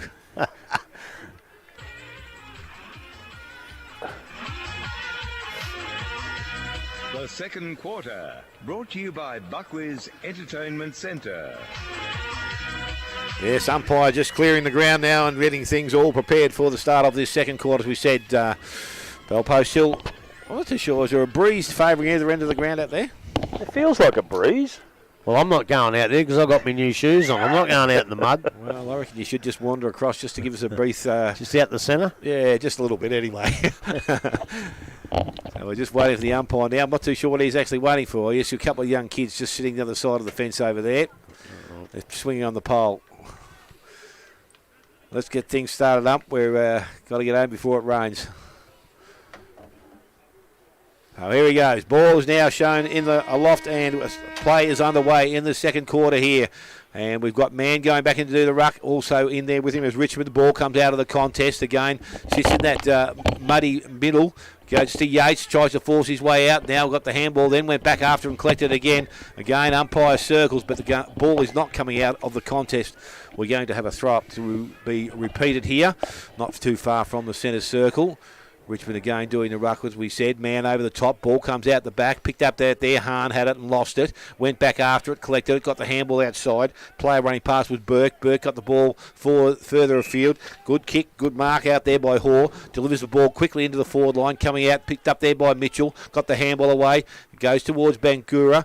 He can't pick the ball up. Got the ball towards White. He's tackled. Would he have the ball? Probably Umpire not. said yes, he did. Well, no, he didn't, but the ball's allowed to go on. Now the player sits on top, and umpire says no prior opportunity for that ball to come out. Give it to me. 15 metres out from the Geelong West goal. Jimmy Barton's down there. He'll do the ruck work. Pushes Lima out of the contest. Ball picked up, kicked round the body there by Ian Nelly, and I think he has brought it back far enough. Yes, he has. So Matt Ianelli gets his first of the afternoon. Now the second for Geelong West. They move to 2-3. They trail Bellpost still 3-3. We've gone just over 1 minute. Buckley's Entertainment Centre, second quarter scoreboard. Just got a text from Spider Brady about you, Smithy. Probably the dumbest question I've ever heard. Is there wind at Bellpost Hill? Well, there's the least It's only amount blowing of from one it. direction at the moment, Spidey. Now where it's coming from. We're just as dumb because I don't know. But that's a goal they need, Western. They've got to kick 2 or 3 in a row and just make it entertaining. Because as I said, it's still a little bit bruise-free. Back in the middle, Richmond and man. Richmond gets that, taps it to himself, can't control the ball. Back on the ground. Burke's trying to get a handle on it. He can't. And right in the dirtiest, blackest part of the ground, players get up off their hands and knees and the umpire wanders in to ball it up. We're still inside the large centre circle. Richmond again gets a hand to it. This time it's to Burke. He follows up again, Richmond. He's got a really good second effort, the boy. Burke again kicks down the line, looking for there in Ianelli. He kicked into the forward line. Mitchell can't take the mark. The umpire said it's gone out of bounds. Heard the whistle. I thought there might have been a free kick, but over the line it's gone in the forward pocket. West in attack. They're trailing by 6 points early in this Buckley's Entertainment second quarter. Ball comes in. Barton is in the ruck with Mitchell. Barton gets it down to Flacavento. He can't break clear of the pack. Lays a tackle on his West opponent. Ball's not going anywhere. We'll have a ball up now. We're about 30 metres out from Geelong West's goal. Thrown up again. Barton punches clear towards the boundary line. Coming onto the ball there is James. Across to Sable. Sable to McNamara. We're not quite sure where he's playing today. He's been everywhere. He gets it, kicks it down the line, looking for a teammate Good there grab. in Andrew. But coming over the back of the pack, I think it's Lima's taken a really good mark for Geelong West. Kicks into the middle of the ground and finds Smith. Smith comes wider out, looking for a Bankura. He can't get up. He's gone to ground, but he's recovered. Kicked it on the ground, looking for Wallace. Wallace comes forward. He's got Barton right beside him. He's done a very good job of him. Hand pass to Bashley. Bashley back between two to Barton. Barton to Page. Head down over the ball. We didn't know it was Quinn actually. Comes out now again to Fantella. Tackle from behind is Quinn. The umpire might not look favourably on that. Yes, he has. No prior, and that's a pretty good decision.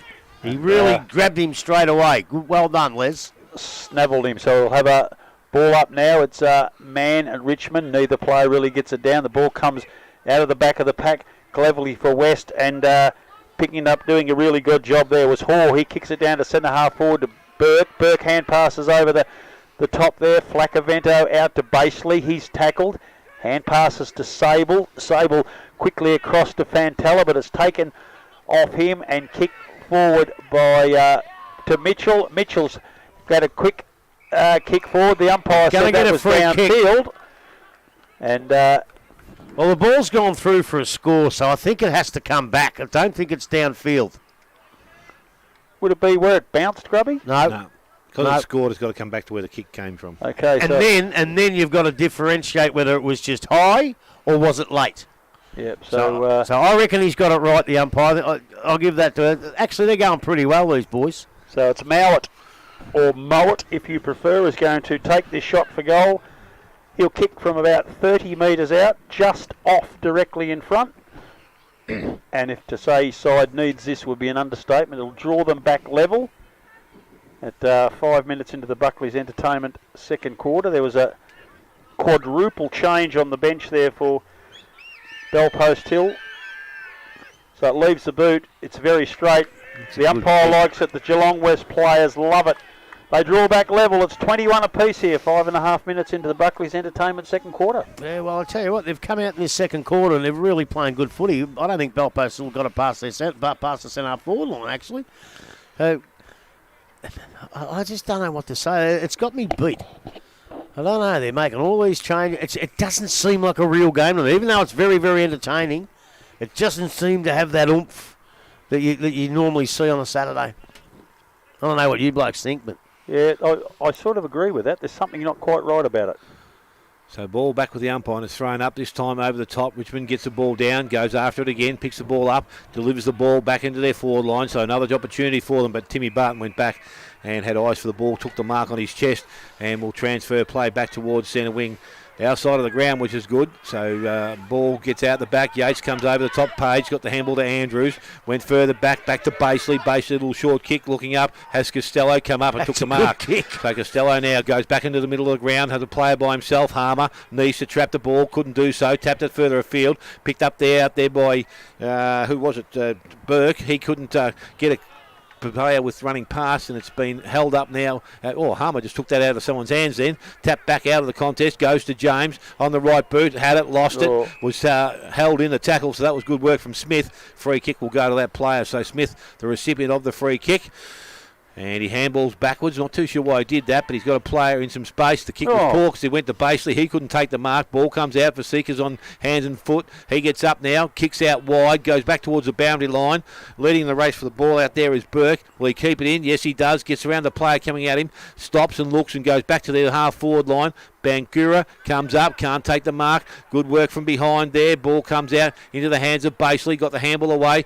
Yates in some space now, and he goes long back into their forward line. Costello the target. Mark not taken out there at ground level. Picked up Ettridge. He dragged off the ball. Ball still kept alive. Picked up again. Piers got the handball away. They run the ball from defence through Smith. Smith gives it to Burke. His kick poor again. Ball's turned over and into the hands of Yates again. I think it is on the far side of the ground. It wasn't that poor. Yates read it beautifully and intercepted. Bit hard on the kid, I think, from here. So Yates now delivers the ball a little bit longer into their forward line. Ford comes up. Mark not taken. Lima was up and down. Hit the ground pretty heavily. Ball now back in their forward pocket. Again, it's not cleared from that position. The umpire says incorrect disposal. Freak is going to go Bellpost Hill's way. And it's going to go out there and it's going to go to Andrews. And I had the binoculars at him and he's spot on. Absolutely spot on decision. So Andrews now with the ball. Again, confident that he can kick the distance.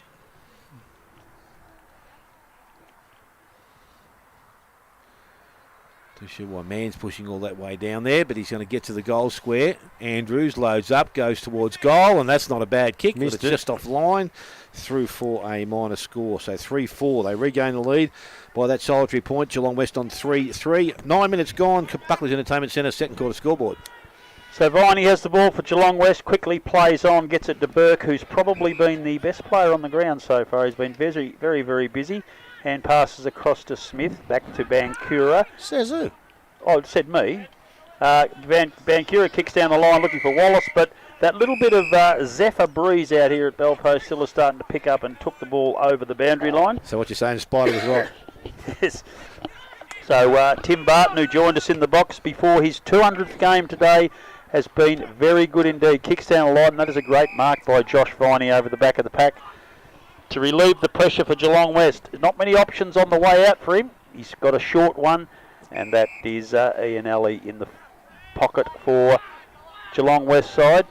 They're trying to work their way out. There's not many options. Another little short pass, and that is Hoare, Curtis Hoare for Geelong West. He kicks it backwards. And taking the mark there and kicking forward and finds Lima at true centre half back. Lima's got another short kick on. It's Piers. Players running for him. Piers has found another one there in Burke. Has gone over the back of the pack, and Dwyer's got it. He gets around his right foot. He's got another option forward, but that's going to play in the hands of Bell Post Hill defenders.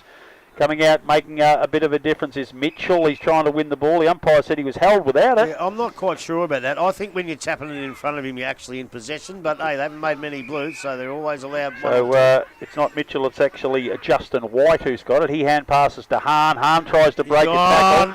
He's called play on that one. He hand passed that at the last minute. The umpire let that go. James has got a hand pass from Bashley. He's kicking down the line looking for Costello, but Josh Viney comes across.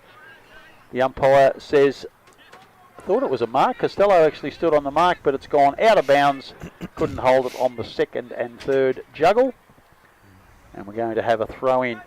Half forward flank for Bell Post Hill. The ball got down there very, very quickly. The 300 gamer, Travis Fursland, has just run back onto the ground with that number on his back. And he's going to sit at the foot of the ruckman here for this boundary throw in. Coming through is Sable. Sable gets a quick kick forward. Looking for forward. Forward's making position, but two West defenders clear the ball away from him. Burke gets in there again for West. Can't get it out. Tackled immediately. Dragged to the ground. And there will be a ball up. True centre half forward, about 45 metres out from Bell Post Hill goal. Scores a 1 point advantage to Bell Post Hill at this stage. We've gone 11 minutes into this Buckley's Entertainment second quarter. Richmond got most of that, but it's Bo McNamara for Bell Post Hill who gets the ball, kicks 50. It forward. Is that 50? Or did he just stage it? Coming out, there's been a bit of a splatter of players. It's Michael Lima who has the ball for Geelong West. He kicks across goal and finds Dwyer in the far back pocket. So he's bobbling around on the mark. He's gone right across to the face of goal, missed everything, and it's gone out on the full. And now we've got a position where I think it's it's going to be Joel Page. He's going to have a shot for goal out of all that. Only 25 metres out. He's on a very tight angle, obviously, beside the boundary line with the ball crossed over. But a very experienced and skillful player is this fellow. So he goes back deliberately, drop punt. He's kicked it as straight as a die. Right over the goal umpire's head. His first goal for the afternoon. His team's fourth. They go to 4-4-28. And Geelong West Giants are 3-3-21, 12 and a half minutes. Buckley's Entertainment second quarter. Look, that was a beautiful kick, but we didn't sort of jump up in arms because we expect that stuff from a player of the ability of Joel Page. But the play before it, it's a little bit indicative of West season. They do things really, really well, but just sometimes they do things really poorly. And that's basically, you don't want to give good sides a free shot at goal by kicking across the ground straight out on the full. But look, you know, that's a mistake. That boy that did that, he'll come back and play good later. There's no doubt about that. But as I say, they just don't always do it right. So back in the middle we go once again. This time Richmond over the top. Ball comes out, goes in the hands of Sable. Gets a quick boot into the half-forward line. Coming out. Ball is not picked up there. Kicked off the ground there. Cozzy goes back towards the forward pocket and runs over the boundary line. We're going to have a throw-in to take place about 25 around from the behind post. It's funny how that deliberate rule works. Like, you kick it into your full line, that's not deliberate. Yeah. If he had done it in the back line, that's deliberate every day of the week. Yep, something's not quite right. No, the whole rule stinks, if you ask me. So the ball thrown in by the umpire. Ball comes out. There was a holding decision. And which way is it going to go? Well, it's going to go Bell Post Hills way, and I think it's against Bankura, holding Yates. Yep. As he's coming onto the ground trying to get to the contest, was it? So, yeah. So Jack Yates just come back on the ground. He's got an opportunity here to kick his first goal of the afternoon, and the fifth for Bell Post Hill. After his first one, you wouldn't put him in the book just yet. No, not just yet. Just wait till he kicks it, will you? So he steps in now, kicks that goal. That looked a bit better off the boot. It's going to hold its line. Put it in now, Smitty. And he has kicked his first goal of the afternoon now on the fifth for Bell Post Hill. They're 5-4. They lead Geelong West on 3-3. 14 gone. Buckley's Entertainment set it in second quarter scoreboard. A couple of goals early for West, but Bell Post have got them back pretty quickly. And they're a side that can actually put a couple of goals in a row on you if you're not careful. So they've really got to straw it up in the middle. The young kid's winning the taps in the middle. He's going okay, young Richmond. And I just think he's probably got to get it to the ground to his teammates. A couple of times when he's won tap-outs, it's been sharked. And they're pretty good at that, Bell Post Hill, because without the ruckman for most of the year, they've have to learn to do that to play to a losing ruckman. But, Dylan Whitney's the best in the business at that, but he's not playing. But he's got to try and get the ball to his own teammates, this kid, if he's going to win all the taps. Back in the middle, Mann this time gets it out to the side of the pack. It's Harmer who grabs it for Bell Post Hill, kicks down the line. It was Hutchison couldn't quite take the mark. The umpires have found a free kick, and it's going Bell Post Hill way again, and it's Travis Fursel, the 300 gamer. His first possession, and what a very good possession it is. That is a magnificent kick into the pocket. Will Ford is going to be given a free kick for arm chop. It didn't quite hold the ball, but the kick from Fursland was near perfect to accommodate the lead, and Ford will line up for his third goal. Tighter in the pocket this time. He's on the right side to suit his right foot kick. And if he kicks this and gets them out to 3 goals in front, it's going to be a very, very difficult cause for Geelong West, because they haven't got too much organisation in their forward line, whereas Bell Post Hill definitely have. Well, that's always going to be the case when Dye's not playing. So Ford now leaves his boot, and it looks absolutely delightful. His third for the afternoon, his 83rd for the year, and his side now out to a 19-point lead, 16 minutes into the Buckley's Entertainment second quarter. Well, I can't complain about the big fellow that time in the ruck, because he didn't actually get the tap. It went to Bell Post Hill, and it went to a Bell Post Hill player. But I had to laugh because I don't know if you just saw Cubby Baseley walk past, gave a wink and said, "Thanks, Smithy." So he knows what's coming to him. Just quickly around the grounds, North Geelong 15, Bannockburn 32, Belmont 70, Anarchy 14, Thompson 13, Inverleigh 33. Go Dale.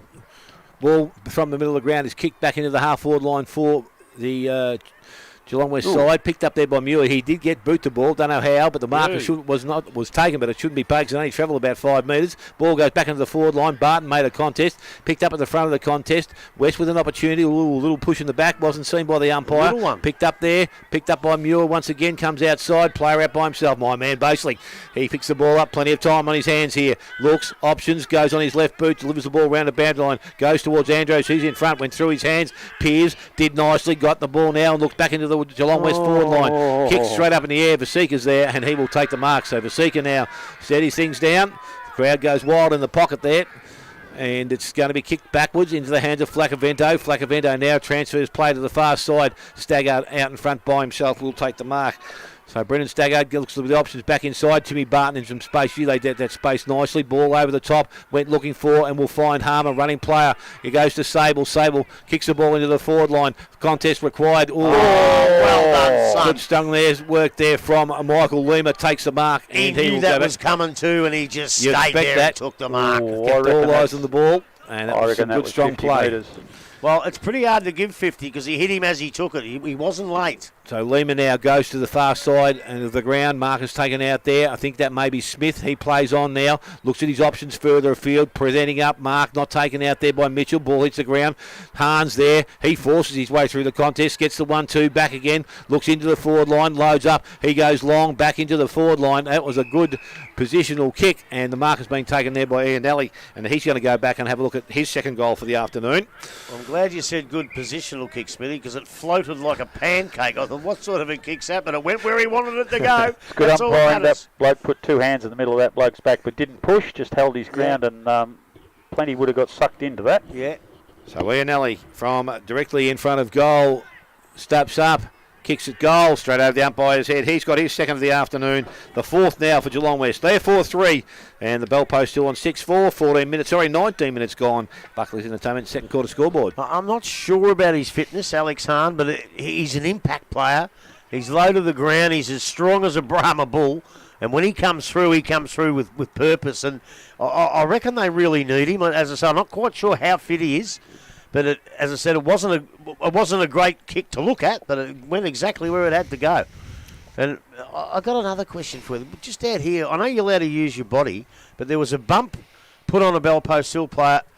I thought probably 4 or 5, 8 metres off the ball. The ball hadn't come. I still think you're not allowed to do it too early. I mean, unless they've changed that rule, I don't know.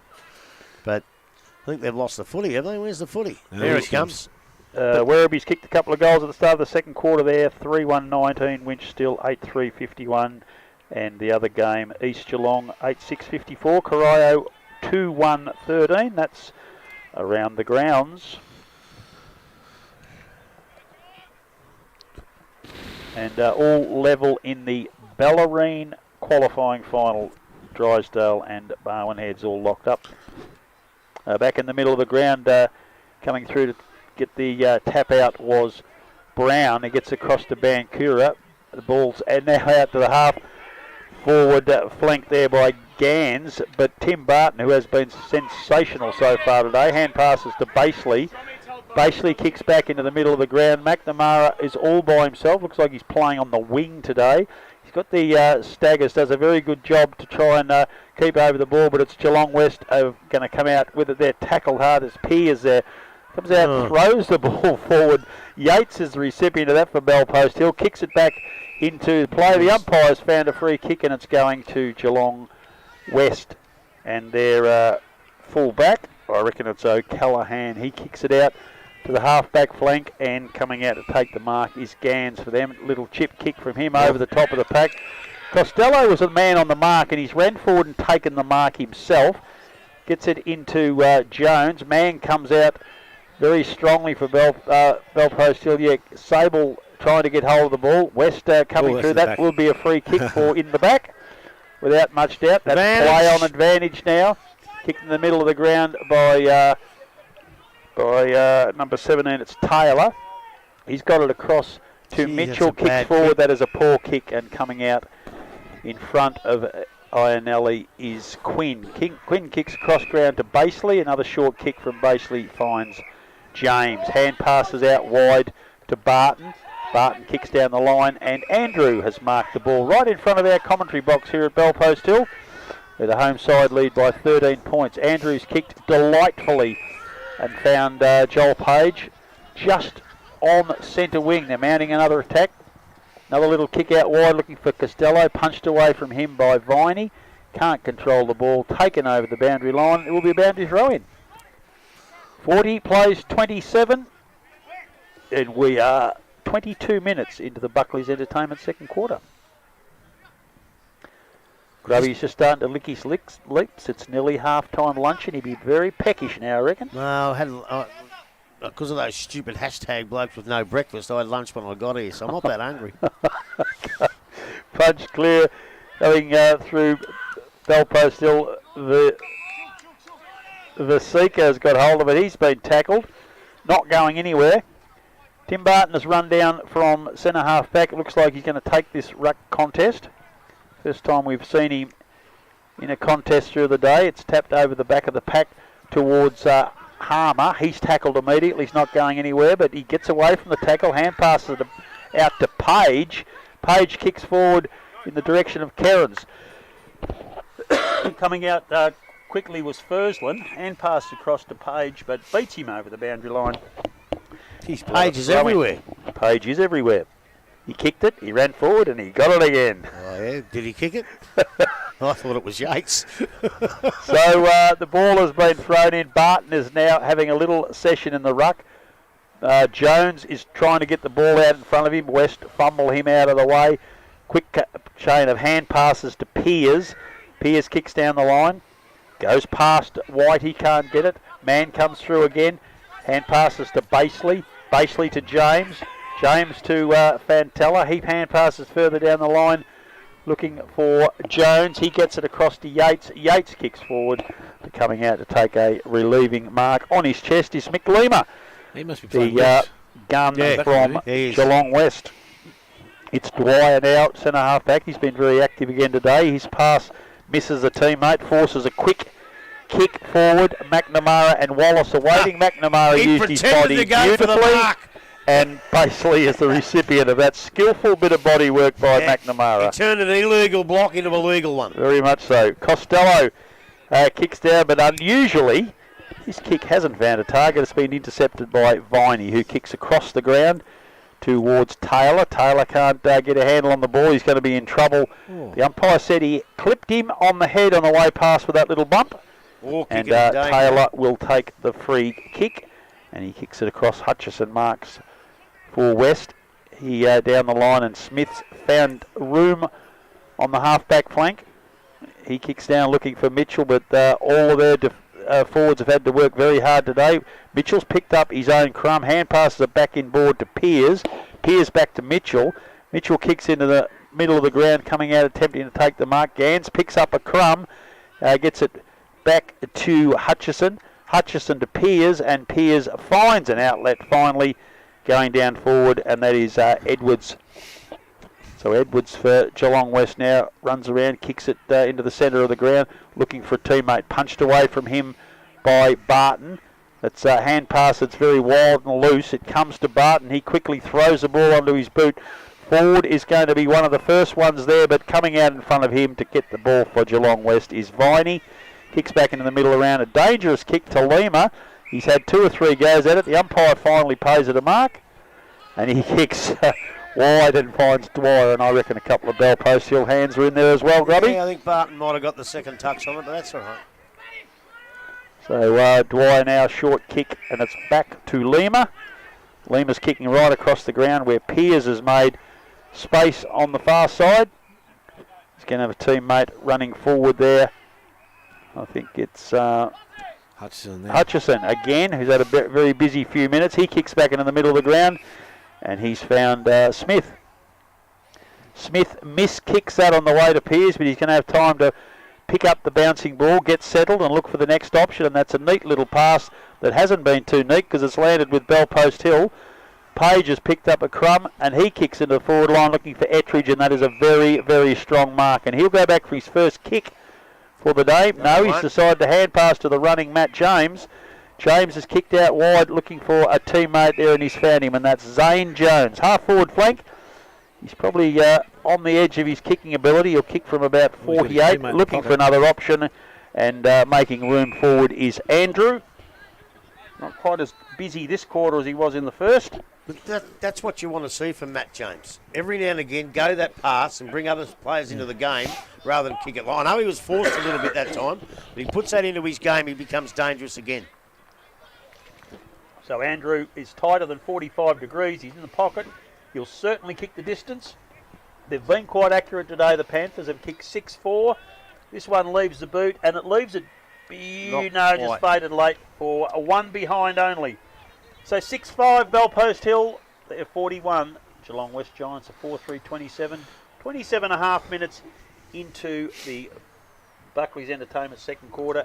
And Ettridge walks past us looking very, very sore indeed. Ball, short kick, Piers put him under a bit of pressure, not able to get away, got the handball away though, into the hands there, might have been Dwyer. Now they run the ball through the middle of the ground and go towards the centre wing. Ball is not marked out there, Staggart got a hand on the ball, but the Geelong West side continued to run down the ground. Could have been Taylor that picked the ball up and again kicks long into their forward line, leading in the race for the ball. Quinn got back, got the handball away to Basely. Basely steps around, gets out of trouble, goes out wide. Mark will be taken out there, and it looks like Fantella. So Fantella now, he's just looking at his options further down the field. Hasn't got too many at this stage. Now he's found one. His kick was smothered off the boot. He's got support back there. Muir's with him. He picks the ball up. Handball wasn't good. Fantella went back and collected it. Went outside. Staggard's there. Muir back with the ball. Handball's over the top. Flacavento picks up. Goes round the body back towards centre wing. Will stay in the field of play. It doesn't matter because the siren has sounded to end the first half here at Myers Reserve. Bell Post Hill are 6 goals 5. They lead Geelong West 4-3. Goal kickers Will Ford with 3. 1 each to Yates, Page and Andrews, and for Geelong West 2 to Ianelli, 1 to Taylor and 1 to Mowat. Going to take a short break, come back, all the first half action here from Myers Reserves. As you said, you listen to 94.7 The Pulse, your home of local football.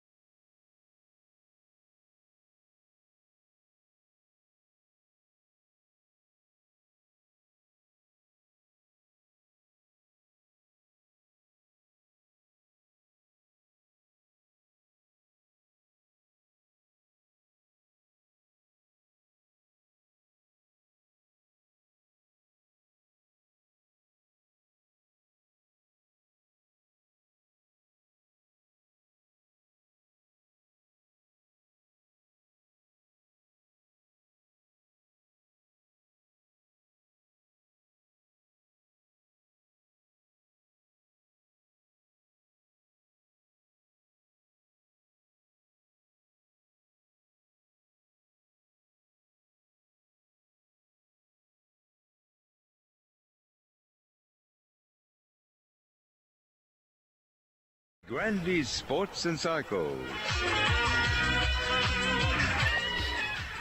Welcome back here to Myers Reserve, Bellpost Hill. The home side have according to that, it's a 173-point lead, but that scoreboard's gone a little bit haywire. I think they are 14 points in front. We're about to start the third quarter, which is the De Grande Sport and Cycle third quarter. Dale Smith, get us underway. Siren has sounded, umpire with ball in air, thrown it now, and the ruckman go at it. Richmond this time gets the ball down, tries to take it out of the contest. He is tackled, brought to ground, and again umpire will come back and we'll restart play once again in the middle of the ground. Up again. Both Ruckman get a hand on it this time through the middle of the ground. It's tried to be one out of there by Wallace. Picked up out there.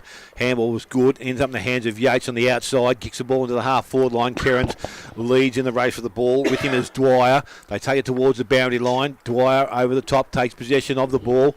Tries to feed it out. Did that nicely. Got the handball outside. But again, ball back over the boundary line. We're going to have a throw-in which will take place on the far side of the ground. In between half forward and centre wing. Bellpost still there attacking end. So it's thrown back in quickly. Man front position. Ball comes out of the contest. Goes back towards the boundary line. And it's going to be picked up out there by Richmond. Ends up in the hands of Man. Man gives the handball away. James gets through the contest. Now decides to kick quickly back into their forward line. Kicked off the ground at the full-back position there by Edwards. Goes back to the centre-half back. Bellpost still numbers around the contest here in the hands of McNamara. Into the hands of Costello. He goes across the ground. Spoil from behind was good by Viney. Viney went back and collected it. Got tackled by Ford. Gave it to his teammate Edwards. Little kick. Goes outside 50. Mowat picks the ball up now. Had a little bit of time. Tries to get back on his right foot.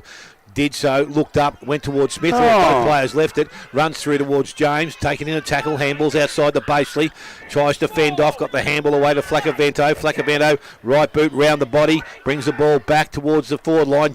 Andrews come up, couldn't take the mark. Bangura's there, he picks up on the left boot, goes back towards centre wing. Mark not taken there by Hoare, got the handball outside to Wallace, into the hands of Lima. Lima looks up, goes into the forward line, but sitting in the hole. Mark is not taken out there. Ball runs over the boundary line, and we're going to have a throw-in to take place.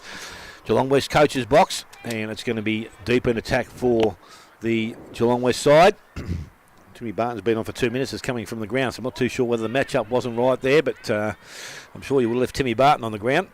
Especially with Ted Wallace still running around. Yep, so the ball's thrown in now by the umpire. There's a holding decision, and it's going to go to Bellpost Hill, and Man looks like being the recipient. So a shallow throw in, and Man holding that front position. Now has the ball, asked to play on now by the umpire.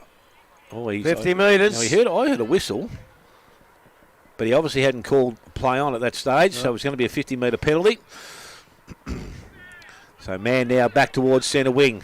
Actually, I don't know whether that was full 50, but anyway, it doesn't matter. 38, I reckon. Yep, that's all right. So it goes into the hands now of a teammate, and Muir delivers the ball towards Yates, and Yates is right in front of us where we sit here at Bellpost Hill. So in front of the club rooms and looking to drive the ball long into their forward line. Lead-up player is Page. He ignores that, decides to go a little bit longer in towards Andrew. He's up again, couldn't hold the mark. Jones is there. Bangura, he comes from the contest, got the handball outside, went to his teammate in Hutchison over the top, but basically intercepts the ball and goes quickly back into their forward line. Ford's there, who actually nearly fell into his arms. He was trying to fend off a teammate or an opposition player, but the ball is now back underneath him, and he will take a ball up by the umpire about 25 to 30 metres out from goal. Both ruckmen still pushing down to do the ruck contest. Man over the top, taps the ball down. It was cleared away. It was a quick call there. I think it was Wallace who tried to come through the contest, and the free kick's going to go to Sable. Didn't have a lot of prior opportunity, but when you drop it like that, they're going to pay it every time. He just openly dropped it. So Sable now to start proceedings for Geelong West, for Bellpost Hill in this third quarter. Kick of about 35 metres and pretty close to almost directly in front. So a little bit of breeze you would think here to deal with. He comes in.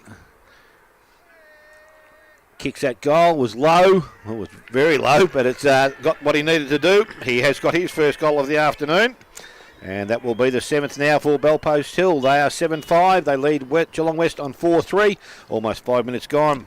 To Groundy Cycling Sports third quarter scoreboard. Well, yeah, they kicked the first goal of the quarter, but I'm just wondering what Wallace is doing up there with Barton off the ground. I think Wallace is better served up forward because he's beaten him, Barton.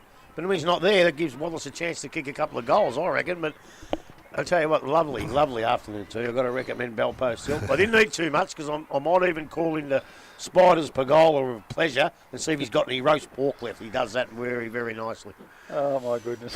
Back in the middle, Richmond gets a very decisive hit out, but not to anyone. Bankura was grabbed around the neck and will be paid a free kick for Geelong West. Still inside the centre square. He runs around now, gets a long, horrible-looking helicopter into the forward line. Comes out, it's favoured Mitchell. Mitchell gets it across to Hall. Hall has a beautiful long kick of goal, and he's kicked a goal for his team. That is their 5th of the afternoon. They go to 5-3-33. Bellpost Hill 7-5, 47, 3.5 minutes into the De Grande Sport and Cycle third quarter. Grubby, that was pretty good footy. Yeah, it was good footy, and we've seen a fair bit of good footy, mainly because the pressure's not 100%. It's around about 70 or 80, and that's fair enough. But even though the pressure's down a little bit, you see Michael Lima diving across blokes' boots. He ain't going at 80, he's going at 100 because that's the only way he knows how. But they need to kick goals like that because you don't want to let Bellpost Hill just get away from them 4, 5, 6 goals. You want to keep them close. Back in the middle again we go. Richmond over the top this time. Ball comes out. Bangura, he got a boot to ball. Goes back into the hands of Smith. Smith delivers the ball back to the half-forward line. Ball gets out the back. Mowatt's out the back. Has teammate there in support. Gives the handball now to Bangura. He looks up. Goes to the pocket. Leading player Mitchell. Good kick. Mark taken. So Mitchell now with an opportunity to go back and shoot for goal. Definitely within range. And he is a known goal kicker. So he can give an opportunity just to close that margin once again. So Braden Mitchell from the pocket. Ianelli seems to be spending a lot of time in the forward line, which is something completely different today as well. So he steps in now, Mitchell, kicks towards goal, goes across the face and through for a minor score. Here's two behinds for the afternoon. 5-4 now to Geelong West, 7-5 Bellpost Hill, 7 minutes gone. Ball's come back into play already into the back pocket. Muir gets the ball on the bounce, long, low, drop punt down the line. Tim Barton, who's just come off the interchange bench, runs straight into that pass. And he'll be looking for some options. There's none close, so he's going long down the line. It's not quite the longest kick ever, but in front, Costello marks in front of Andrew, who wheels around very, very quickly. Little pass down the line, looking for and finding Will Kerrin. Kerrin's got the ball centre wing right in front of us. I could almost reach out and pat him on the head. He returns serve and Costello marks his short 20-metre kick. There's a couple of short options. And finally it's Page who takes the mark from Costello. They're still not in the 50-metre. He's going to play another free kick the other way here.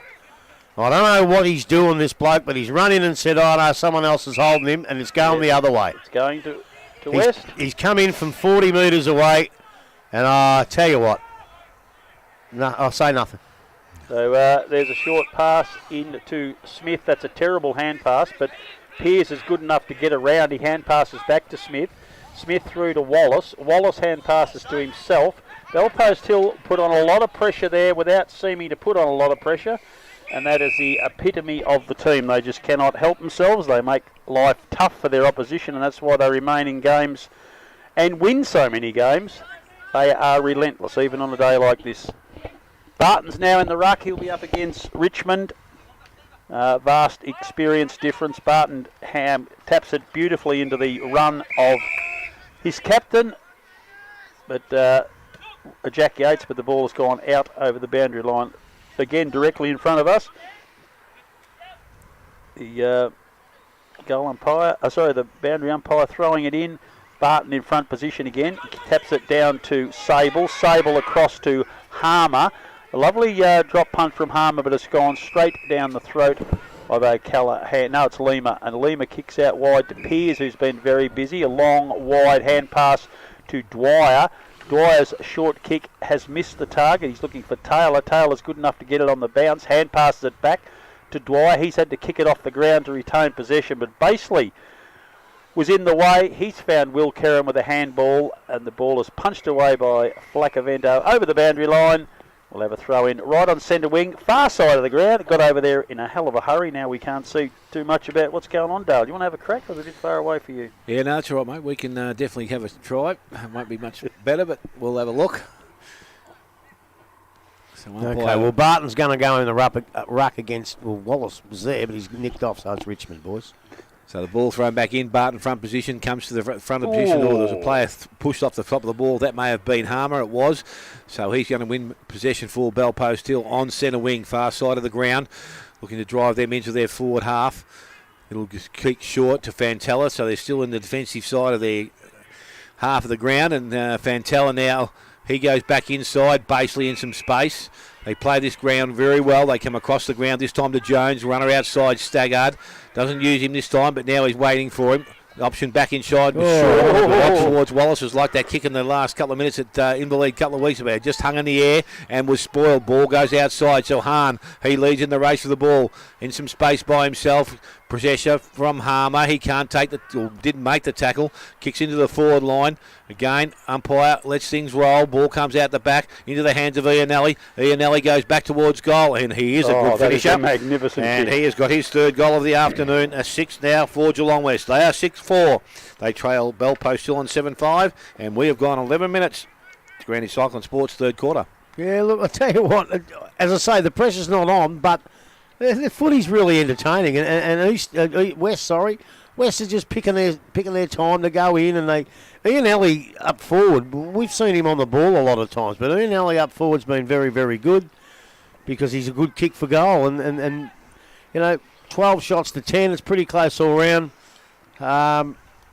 Entertaining, but I can't wait for next week. North Geelong 30, Bannockburn 64, Belmont 88, Anarchy 23. Thompson 29, Inverleigh 57, Corot 14, East Geelong 114, and Werribee coming back 7-2-44, Winchelsea 11-4-70. So this is a dead rubber. This is a dead rubber. So back in the middle of the ground, Hahn has been tackled by two men, and it'll take that many to bring him down.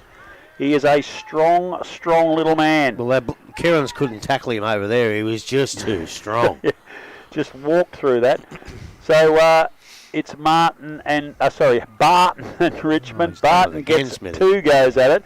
Wallace has got the ball and hand passes it to Gans. Gans across to Brown. Brown releases Hutchison, and that's a lovely kick down the line looking for Ian Alley. He can't take the mark, but he gets across to a teammate. Mitchell breaks away from his teammate, has to handball it up in the air to save himself. The umpire's blown the whistle, and he said that will be out of bounds in the forward pocket, in Geelong West forward pocket.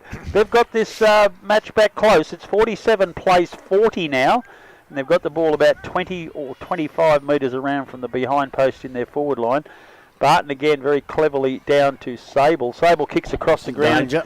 He'll be looking for his teammate in Costello, but it's Viney from Geelong West who's got it. The umpire said, I thought that was a bit rough anyway. Viney's been penalised. Bell Post Hill get the ball back. Cross it to the back pocket to Quinn. Quinn's got Matt James. No, it's Baseley comes in front of James and takes the mark. Another short kick finds Joel Page, and those two would have played a lot of games of football together. So Page now looking for a shorter option to the side, forced to kick long down the line. His target will be young Andrew, punched away from him over the boundary line. Out of bounds for a throw-in. 7 points in arrears, the Giants, but they've certainly had the better of this third quarter, and they're starting to look more like the side we expected at the start. But the tenacity, skill and determination of Bell Post Hill is keeping them at bay. So Barton's in front, he gets it down, but Wallace gets a tap forward, then kicks it off the ground into the pocket. Mitchell out, can't quite control the ball, trying to get it out to a teammate coming through is Quinn, gets it to James. James, short little kick down the line and finds Tim Barton, who has been very close to Bell Post Hill best player this afternoon. The big fella having a go in the ruck after dominating in the back line early in the game. So Barton kicks down the line. Mann and Andrew making position. The ball comes over the back of the pack to Mann. Cleverly Taps it forward to Costello, but he can't control it. Over the boundary line again. Right in front of the Bellpost Hill coach's box. They lead by 7 points, and we're 12 and a half minutes into the De Grande Sport and Cycle third quarter here at Myers Reserve. Boundary umpires coming a long way in, Barton and Richmond. Barton actually has it land on top of his head. Costello gets it across to James. He's looking to evade players and does so successfully. 3 of them, in fact. Sloppy old kick forward, looking for Ford. It is Geelong West defenders get a quick kick out, but Costello's first one there is bundled out of the road. Players desperately jumping on the ball. It's not going anywhere. 40 metres out from goal on a 45-degree angle. We're going to have a ball up. Bellpost still in attack. 7 points in front they are. 13 minutes into the De Grande Sport and Cycle third quarter. Barton gets a very decisive tap out. He was looking for his captain, Jack Yates, but he's landed a very tough tackle on Ryan Gans around the neck. Gans will take the free kick, kicks it short and finds Wallace. At true centre half back, West looking for an avenue out, and they've found it through Josh Viney. He's taken a mark in front of Nick Costello. I think Nick might have just been asking him to hurry up and get up. Viney kicks down the line. He's looking for a teammate there. Uses his body well in front of Muir, and that is Cam Brown. Cam Brown kicks into the pocket looking for Ian Alley. He's grabbed the ball. He's a beautiful kick of the footy. He's also a very good evading tackles, but that one wasn't so good. He's kicked it 2 metres to Andrew, who's kicked down the line looking for... That is a brilliant kick to Mann. Mann's marked right in front of us, 5 metres in from the boundary line. Played a very good game as Luke Mann today. He's kicked it to true centre half forward looking for McNamara. That is a great kick. Mark's under a little bit of pressure. He'll be looking to get it to Ford. He's kicked it into space, and Ford runs onto that and just puts one little hand out and takes a nice little mark. He'll kick from bang on 50 metres if he's having a shot at goal. And this will be the 4th time this afternoon he's had a shot at goal. 3 of them have gone straight through the middle already. So the lead goal kicker, 83 to his name for the year, puts the ball on the ground, a couple of deep breaths, because that was a long, long lead before he finally took control. He comes in, his side 7 points in front, 15 minutes into this third quarter. Ford comes in now, kicks from 49 metres. It's a bit up and under. It's going to land just to the side of the square. It's a mark. Travis Fursland. Oh, you beauty, Travis! 300 you beauty! That could be the mark of the year. A magnificent mark in front of a huge pack. No one was trying to punch. Everyone thought they could catch it, but it was the seasoned veteran in game number 300 who seized it. And with that same number on his back as he runs away from us, leaves the boot and has gone straight through the middle. And do you think he and his teammates are happy or what? And they've run from all over the ground to congratulate him. If nothing else happens for the day, Grubby, it's been a good day on the back of that. Oh, my word, it has. You love to see milestone blokes, kick goals or do something. You've got Costello on 100 games, has played a pretty good game and done some really sneaky, nice, tricky things. You've got Barton, who's pretty close to best on the ground. And now Travis Thursland's come in and taken a magnificent mark, kicked the goal in his 300th. And that's what footy's all about. He's given and given and given.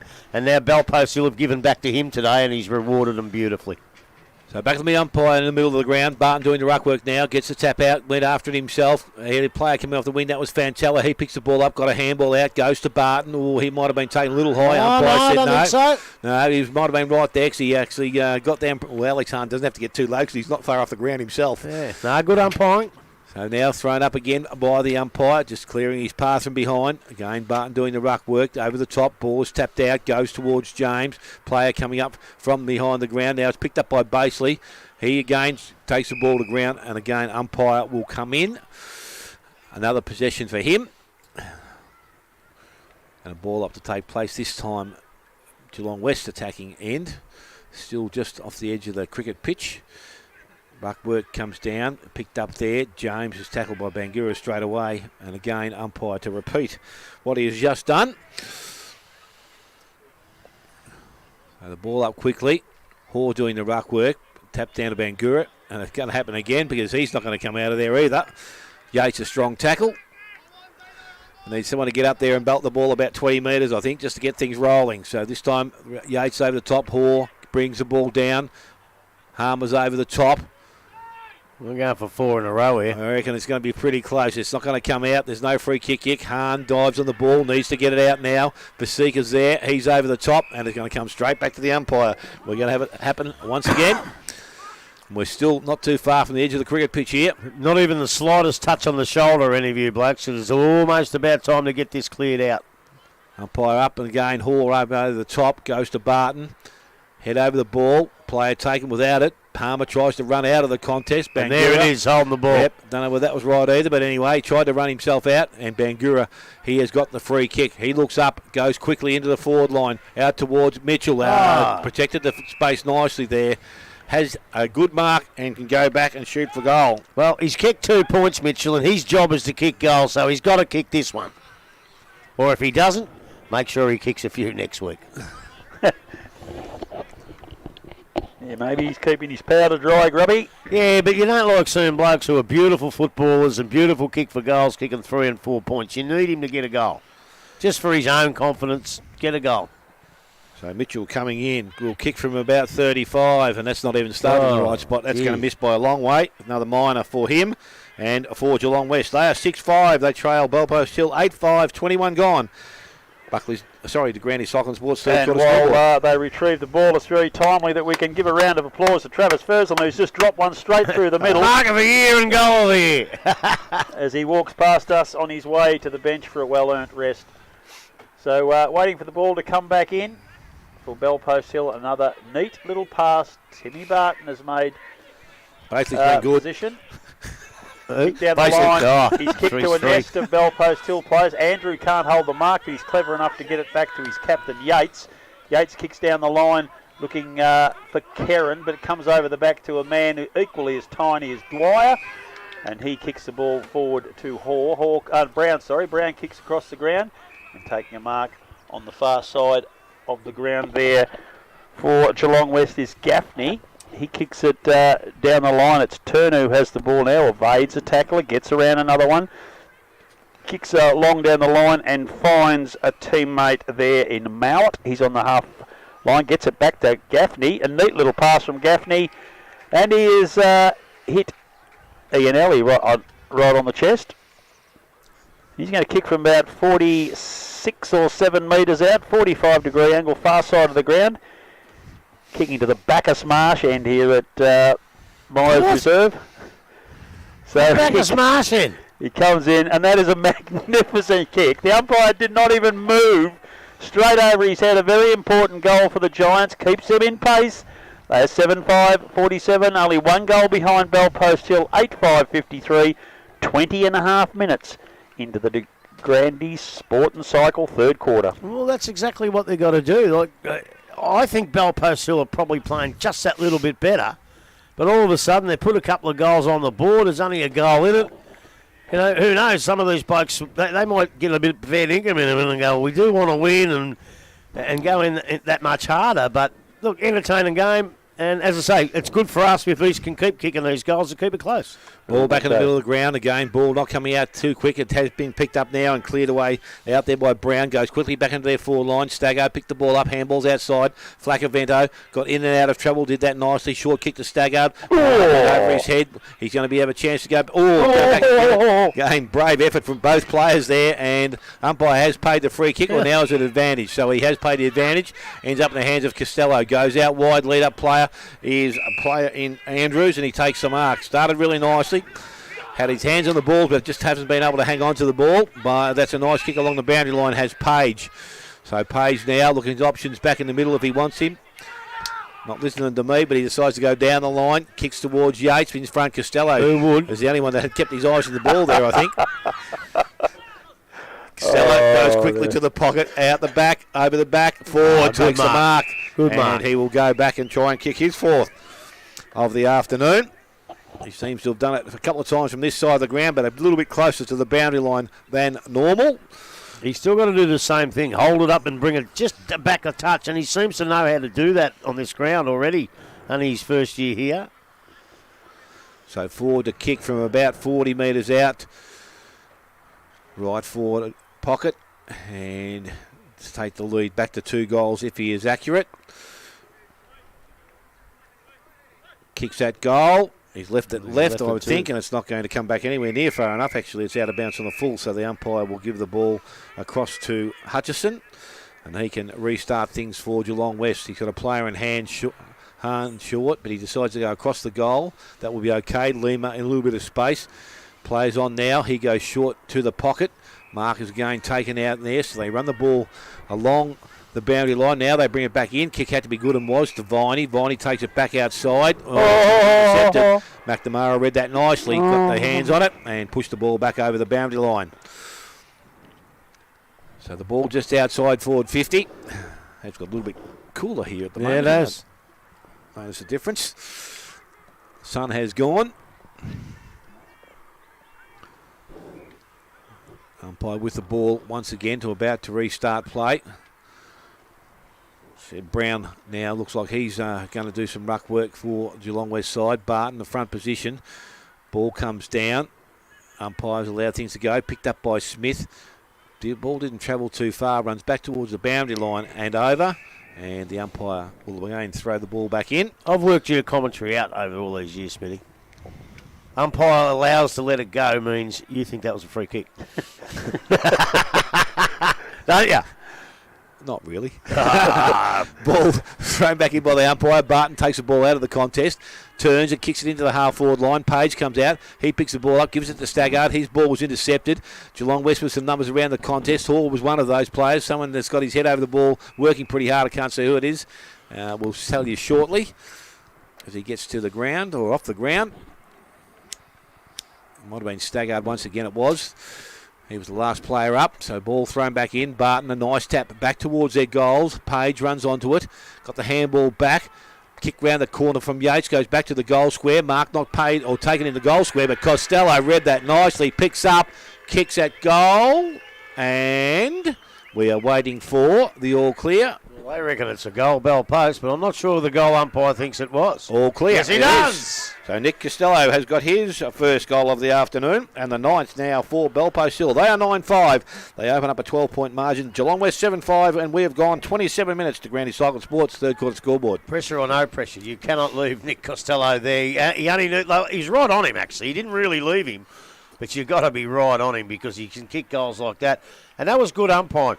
It was pretty close to be touched off the boot. And I think the goal umpire said to the field umpire, "Are you going to call touched off the boot?" And he said, "No, then it's a goal." So that's good umpiring. You might as well get it right, even if it takes a couple of seconds. Well done, boys. Back in the middle now, Brown and Barton. Barton gets most of that, but it's Smith for Geelong West who intercepts. He kicks out towards Mowat on the half-forward flank. He's first there. Hand passes back to Brown. Smith who followed up, but that's a poor kick into the forward line, and Baseley takes the mark for Belpost Hill. Barton's made room in the middle of the ground on his own by many metres. He kicks along the forward line looking for Andrews, who's made good position, punched away by Lima. Costello's there as well, but Viney it is, does a very good job to keep it in. Kicks the ball back in, and Pears takes the mark. For Geelong West, short kick puts Wallace under a great deal of pressure, but he cleverly gets across to his teammate. Pears is under pressure again. That's a really good decision. He was held by the arm before he took possession. That's a terrific decision. I saw that. So Pears it is now. He kicks long down the line. Bo McNamara's made magnificent position behind Hoare and taken a relatively easy chest mark in the end. He makes it look easy, Robbie. He does indeed. He's kicked it back across to Baseley into the back pocket. He'll be looking for avenues out here. It's a beautiful kick. He hardly wastes one, and he's done it again today as he's kicked it to Muir. On the three-quarter time siren, Belpost Hill 9-5-59, Geelong West Giants a 7-5-47. Dale Smith, goal kickers, please. Yes, for the home side, Will Ford with 3, 1 each to Yates, Page, Andrews, Costello, Sable and Fursland. And for Geelong West, 4 to Ianelli, 1 each to Taylor, Hoare and Mowat. Going to take a short break. We'll come back. Final quarter action here from Myers Reserve. You're listening to 94.7 The Pulse, your home of local football.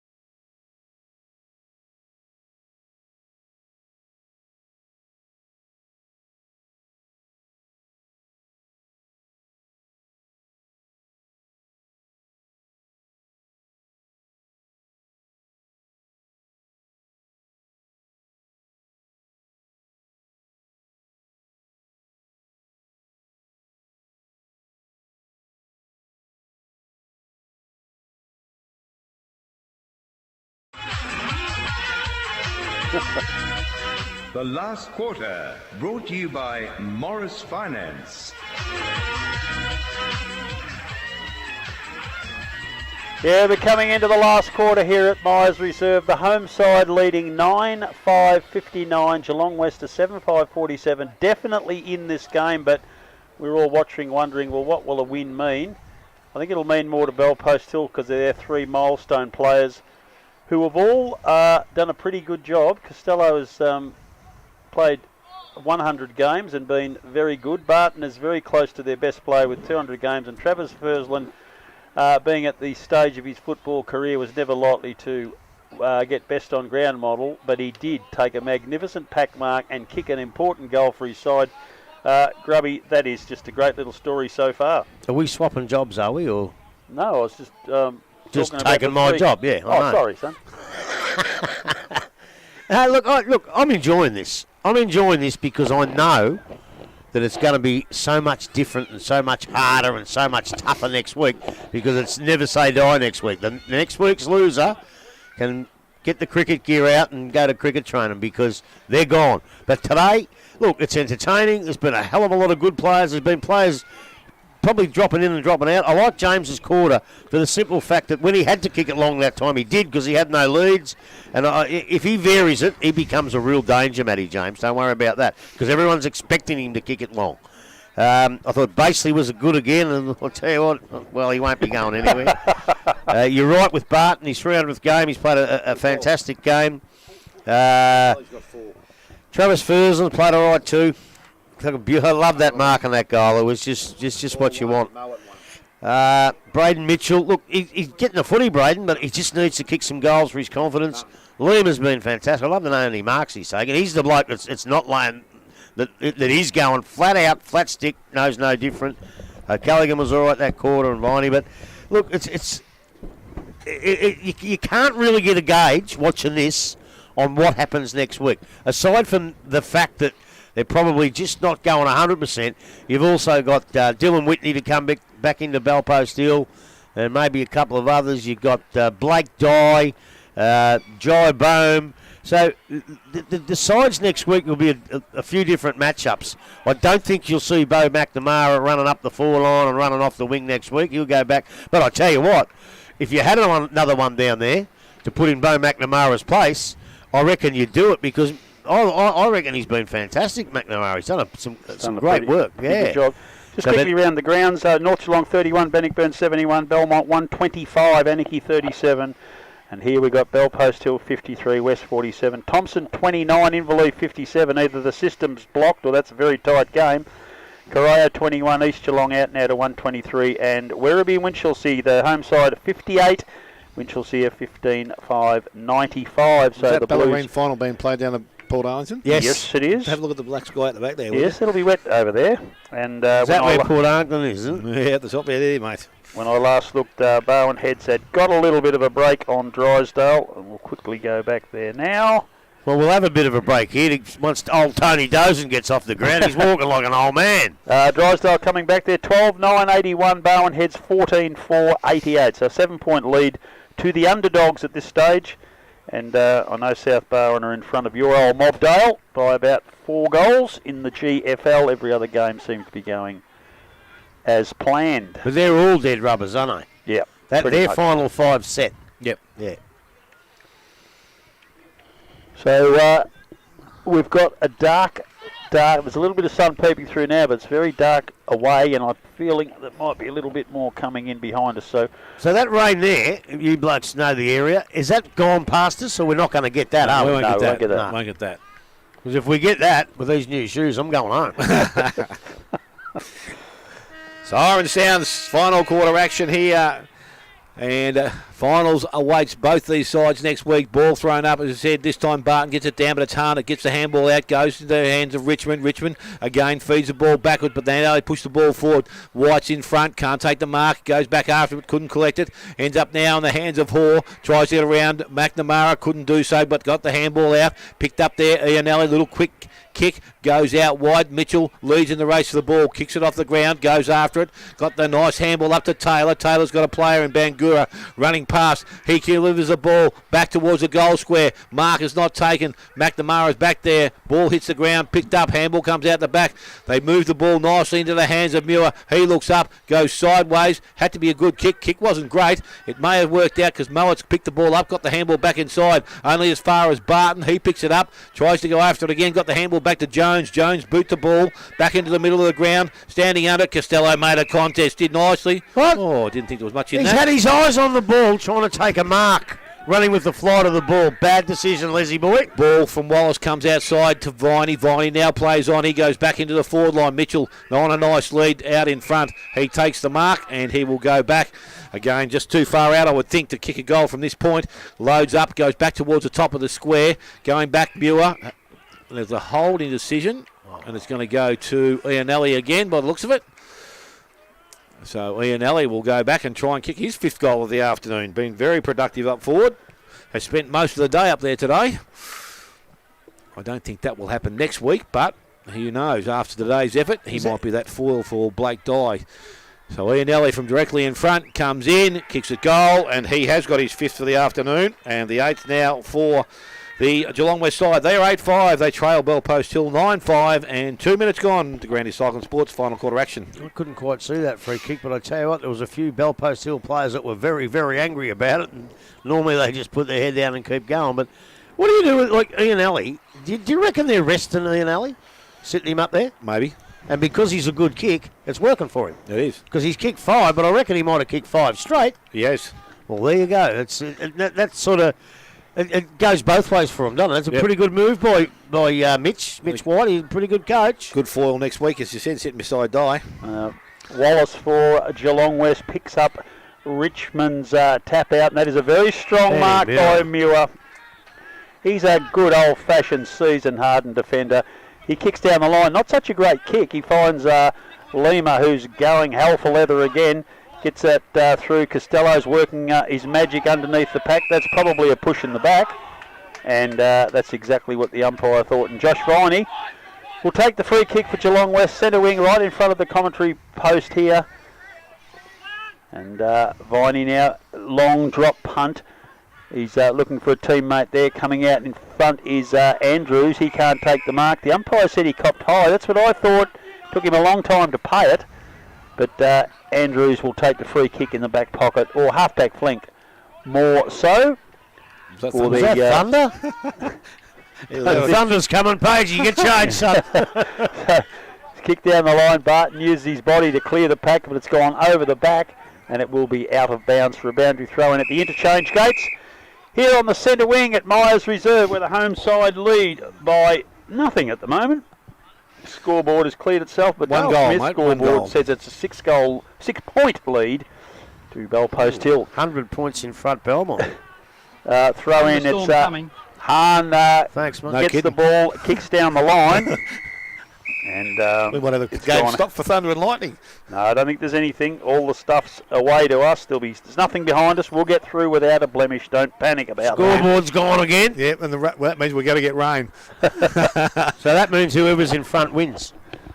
Yes, ball thrown in, Barton, and he tapes the ball down, goes to Page, over the top, Hahn working hard, tries to get the ball out. Unfortunately, there's no way knowing the ball's got to come out of there. He's in a vice-like grip from two Bellpost Hill teammates or opponents, and they've held him up nicely. So Alex Hahn working pretty hard, Barton again doing ruck work. Richmond over the top, Wallace out of the contest, picks the ball up. And his little run into the forward lines, it's the middle of the ground's been okay as well. He's got plenty of it. Ball goes back. Now it's into the hands. Picked up. Quinn looked up. Where does he go? Back towards the centre half back position. Page comes up. He had one crack at it. Oh, that was taken high. That was Yates. And free kick goes to the Bellpost Hill captain. So Yates now, little chip backwards. Back to Baseley.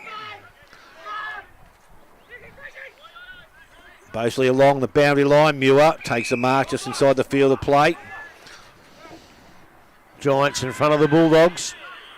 And North Melbourne in front of Adelaide too. Well, that doesn't Ball matter. kicked along the boundary line, goes over the top, picked up, handball comes out, intercepted there by Jones, tackled, ball comes out in the tackle, Wallace has it, he's tackled over the top of it, could he be in trouble? No, ball comes out, picked up by Barton, went one way, went the next, looked up, well, it wasn't a bad adjustment of a kick there from Jimmy Barton, went straight into the hands of Mann.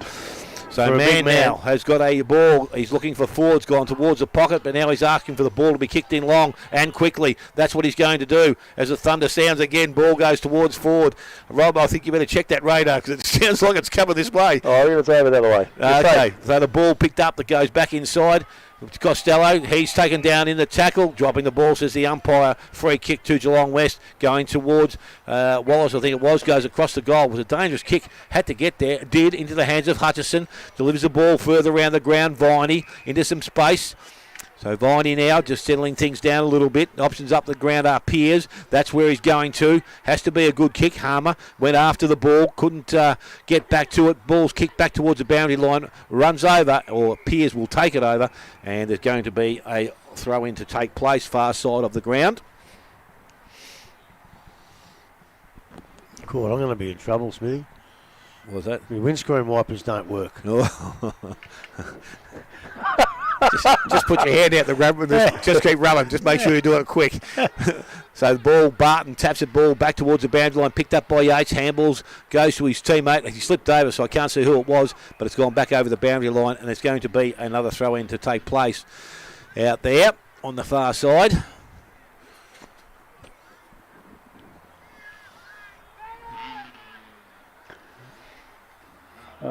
Balls come back into play. Richmond and Barton. Barton gets it down, but no one clear of the pack now. But Matt James comes out of the pack. Hand passes again. I reckon he's had more hand passes today than he's had all year. Basically kicks forward. Flacavento's down in the forward line. Comes out to try and take a mark. Can't, but he gets a handball back to... I thought that might have been a mark. The umpire said no. Play on as Fursland had a fair hold of it. Man gets the ball, kicks it forward for Bellpost Hill. Andrews, it's forward, sorry. He's dragged away from the ball. The umpire saw that and he will get a free kick. I'm not quite sure what's he there? Edwards was doing there because that's... Well, I thought he might have lost the ball first, so he's got him in a tackle. But it's a long way away from me. That's why I reckon he tackled him, because he lost the footy. But anyway... He's dragged up the ball out of a shot for goal. He'll be lining up for his fourth for the afternoon. Been quite a solid servant for the Panthers. So Will Ford kicking from a tight angle in the right-hand far pocket. He gets it to the left. It stays left. Another behind. They go to 9-6-60. The Giants are 8-5-53. And we're 8.5 minutes into the Morris Finance final quarter here at Myers Reserve, and I reckon it's dropped 10 degrees in the last 20 minutes. Well, Steely's just sent me images of the radar, and it is persistently raining. Not here, though. Soon.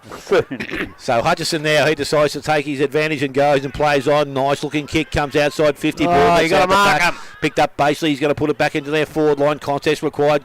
Costello does that, knocks it over the boundary line. So be able to set up now Bellpost Hill and get some numbers around the contest. He's been good today, Cozzy. Just the little things he's done. Yeah, but that's his game. You're never going to see him get 30 possessions. No. But what he does is good. And he's getting up and down the ground a bit more than he used to as well. Ball out of the contest. Bangura kicks the ball off the ground. Goes back towards centre wing. Taylor leads in the race for the ball, but he's in no interest to pick that ball up. Ball's going to be thrown back in again by the boundary umpire. I don't know if he's going to go up and down the ground too much on St Albans. Although this is a pretty big ground too, but... You run out of gas a bit on that on St Albans. So this time the ball thrown back in. Contest goes back towards James. Coming out the other way was an opposition player in Hoare. He couldn't take clean possession. Over the top of the ball. And umpire says, my ball. So that's what's going to be another ball up. Settle, boys. Settle down. So Timmy Barton just getting himself up off the ground. Ball is thrown in the air, taps it out, goes back towards James. Sable has it, went over the top. Staggard goes back inside, player there. Quinn got the handball back to Staggard. They're going back the other way, but now they've got clean possession. Go across the ground and basically takes a mark He's once got again. Fantella wide. Yes, he has, and he's going to use him. Will get there just. Fantella made that kick okay. Gets to his feet, wants to... Bangura, he did move then. Fantella looked like he was going to go. Umpire maybe hadn't called it. Ball now straight up the ground. Good kick. Mark taken by Mann who presents. So Mann now just looking to deliver the ball further down the field. Going to go a bit longer this time. Forward. No, it's not. Costello's out in front. Spoil from Viney from behind. Picked up. Jones tackled. Brought to ground. Dropping the ball, says the umpire. Free kick going to Geelong West. So a chance now again to get things moving forward again. Hutchison. Little chip across the ground. Oh, gee, that was dangerous. I thought Costello nearly got to it. But it was Richmond that had it. What's happened there? There's a report of some sort. Oh, you don't want that on the eve of the finals.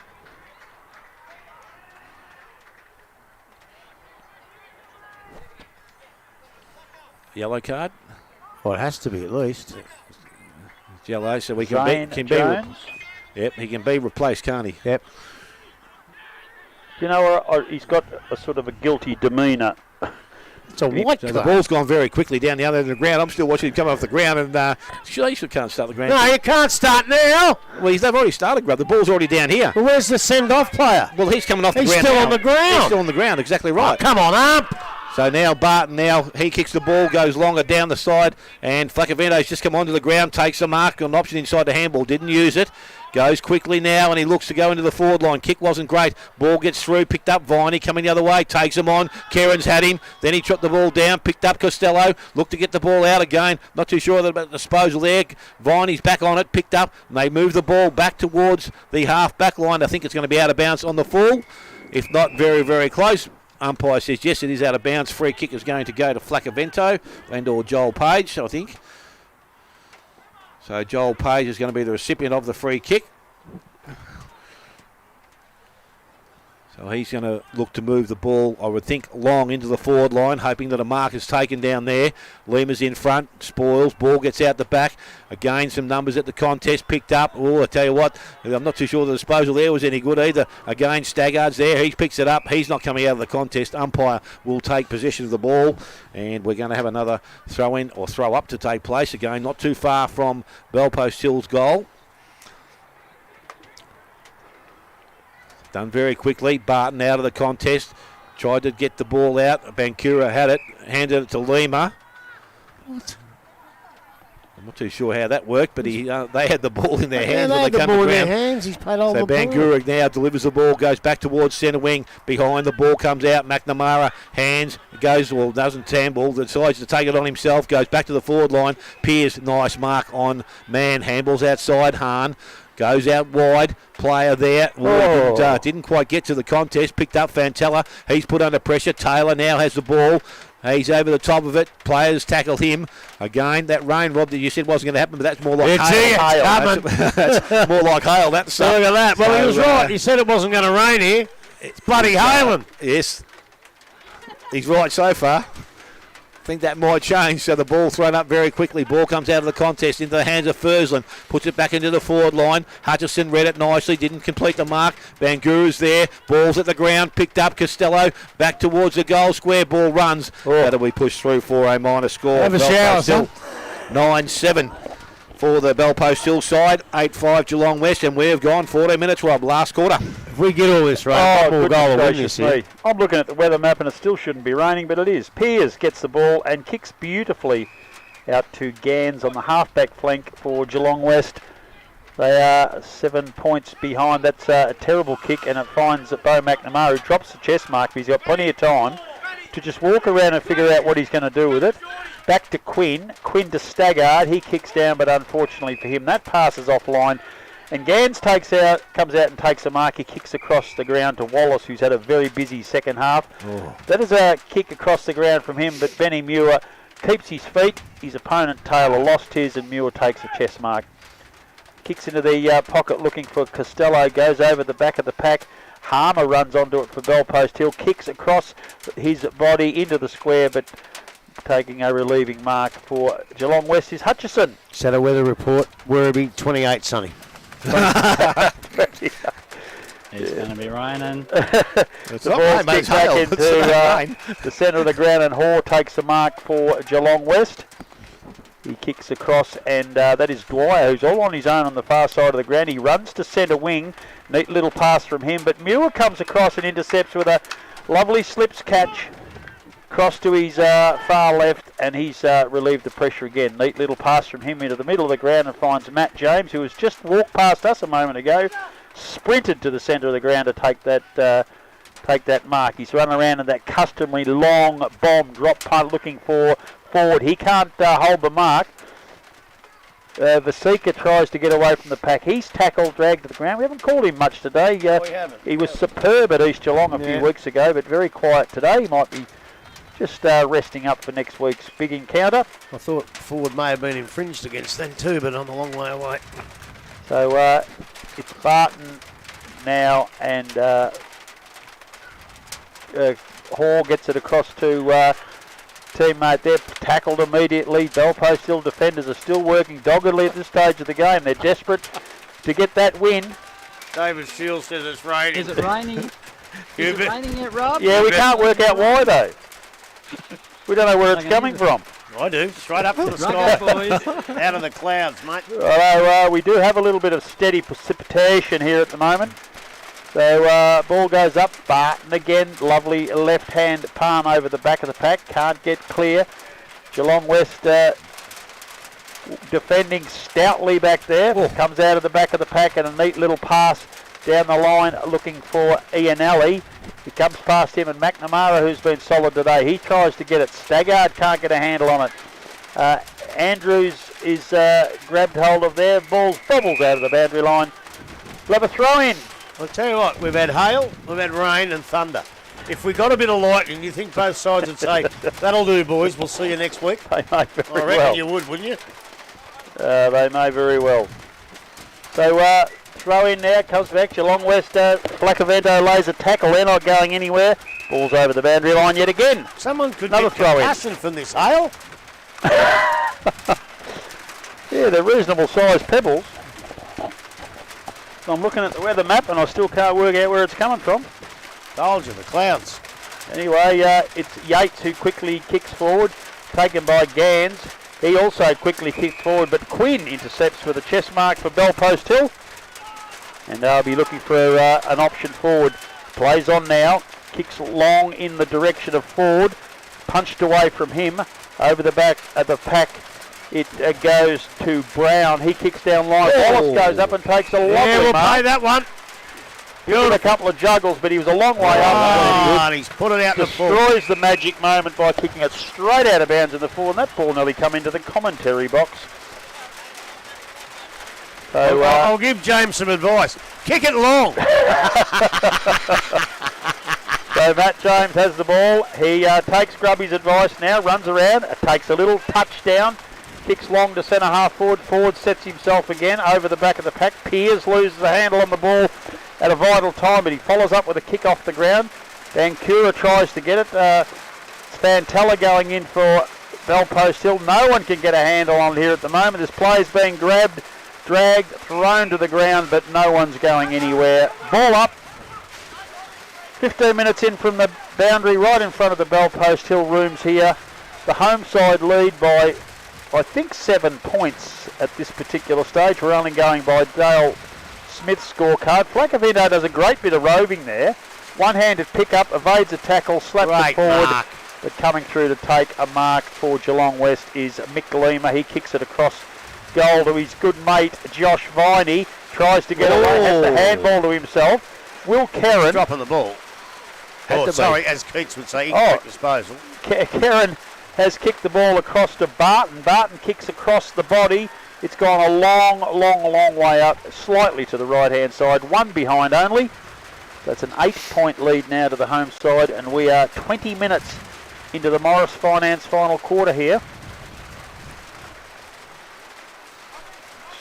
Ball brought in very quickly. Marcus taken out there by Hoare. They need to move the ball quickly. They go back towards centre wing. Bangura's up in front, takes a mark on his chest. Did that nicely as well. So Bangura now gets to his feet, plays on, looks to deliver the ball, goes long. There's not too many back beyond this contest. Ball comes to the front of the contest. Taylor leads in the race for the ball. Muir's there. He picks up. He kicks back along the boundary line. Does it stay in? I think only maybe just. Can't see what's happening right now. And the ball has gone over the boundary line and will be thrown back in. So that's forward half, forward flank. Bellpost Hill back into attack.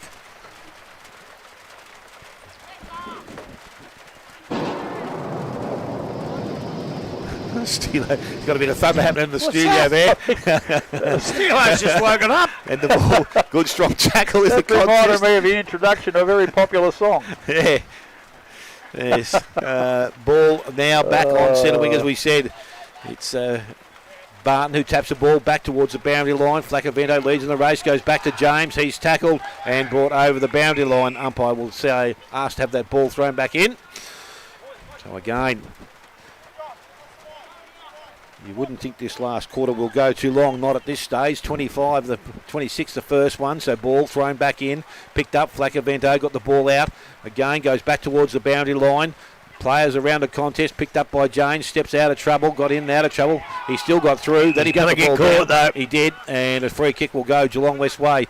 And it's going to go to, not 100% sure who's got that ball there. Might be Gaffney. He goes the ball along the boundary line, out the back. Andrews had a good hold on it. White tried to pluck it out of the air, and it's going to run back towards the boundary line. Muir will be happy enough to see it there. And the ball has gone over and will be thrown back in. So Richmond runs back onto the ground. He'll go straight into this ruck contest with Tim Barton. Ball goes up. He has it on his own, gets it over the back of the pack, and it's Hahn who kicks the ball, but straight down the throat of Ben Muir, who's had a particularly good game today for the Panthers. The veteran defender, and his pass over the top of Quinn. The slippery ball got past him. Barton's laid a great tackle on Richmond, and he will be the recipient of a free kick. And I reckon his possession count will be getting very, very close to 30. The boys under the tent down there want him to kick a goal. That's what they want him to do. So Barton kicks it, but nowhere near goal. Long way down the line. Yates comes over the back of the pack, punches it over the boundary line for safety. 22 minutes into the Morris Finance final quarter. Home side lead by 9 There's another free points. kick here. That trailing umpire's pulled another free kick here. He's, I don't know where he's pulling them from, but it didn't look too bad from where we sit. We were only 5 minutes from the ball. Doesn't matter. Bell Post still got a free kick. Will Ford, who's got the free kick for what we don't know. But he kicks down the line into the pocket. Coming out to take a mark in front of the pack was Yates. He can't hold the ball. Buttering up, though. The umpire has blown the whistle and said he will have a free kick for being held without it. Is that or a high tackle? I don't know, but he's put his head over the contest. Yeah, and the other bloke got out of the way, so he didn't get him in the head. There's been another. Something else is going on now. That's 50 metres. That's Vasika has the ball now, and the umpire further down the ground is, I don't know whether someone was gobbing off or something, but there's a free kick, and that'll take them about 5 metres out on a 45-degree angle.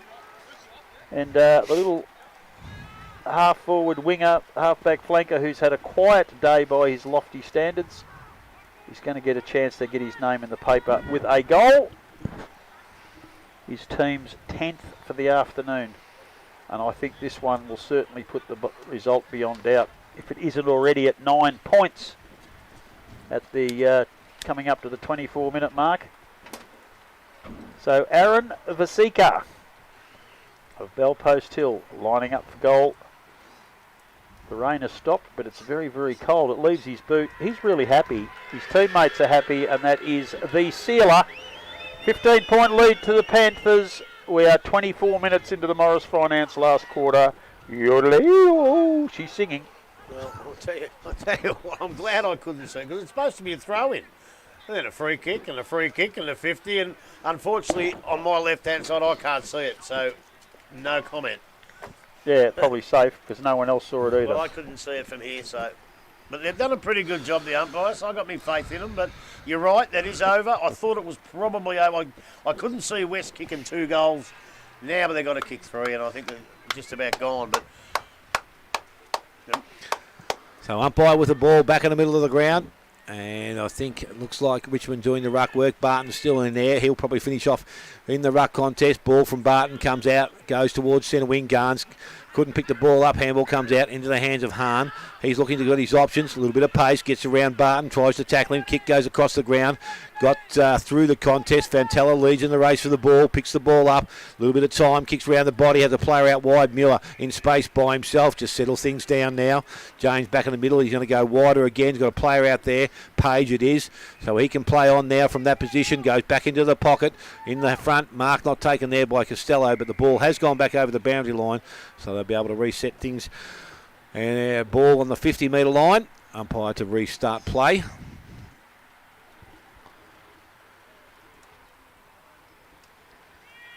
So Barton and Richmond both going at it once again. Barton, maybe the front position, takes the ball back to the boundary line. Sable was with him. Tries to kick round the body, back towards the forward pocket. Again, ball now taken over the boundary line. Umpire says, let's throw it back in once again.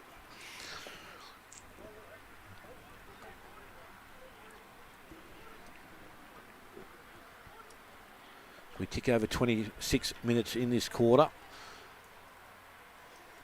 So the ball now thrown back in by the umpire. Barton tapped out, actually goes towards Hahn. He tries to put boot the ball, a little bit of ground, picked up Richmond, went out the back, and again now they move the ball from defence. They go back towards the half-back line at ground level. Staggard was in front, couldn't take the mark.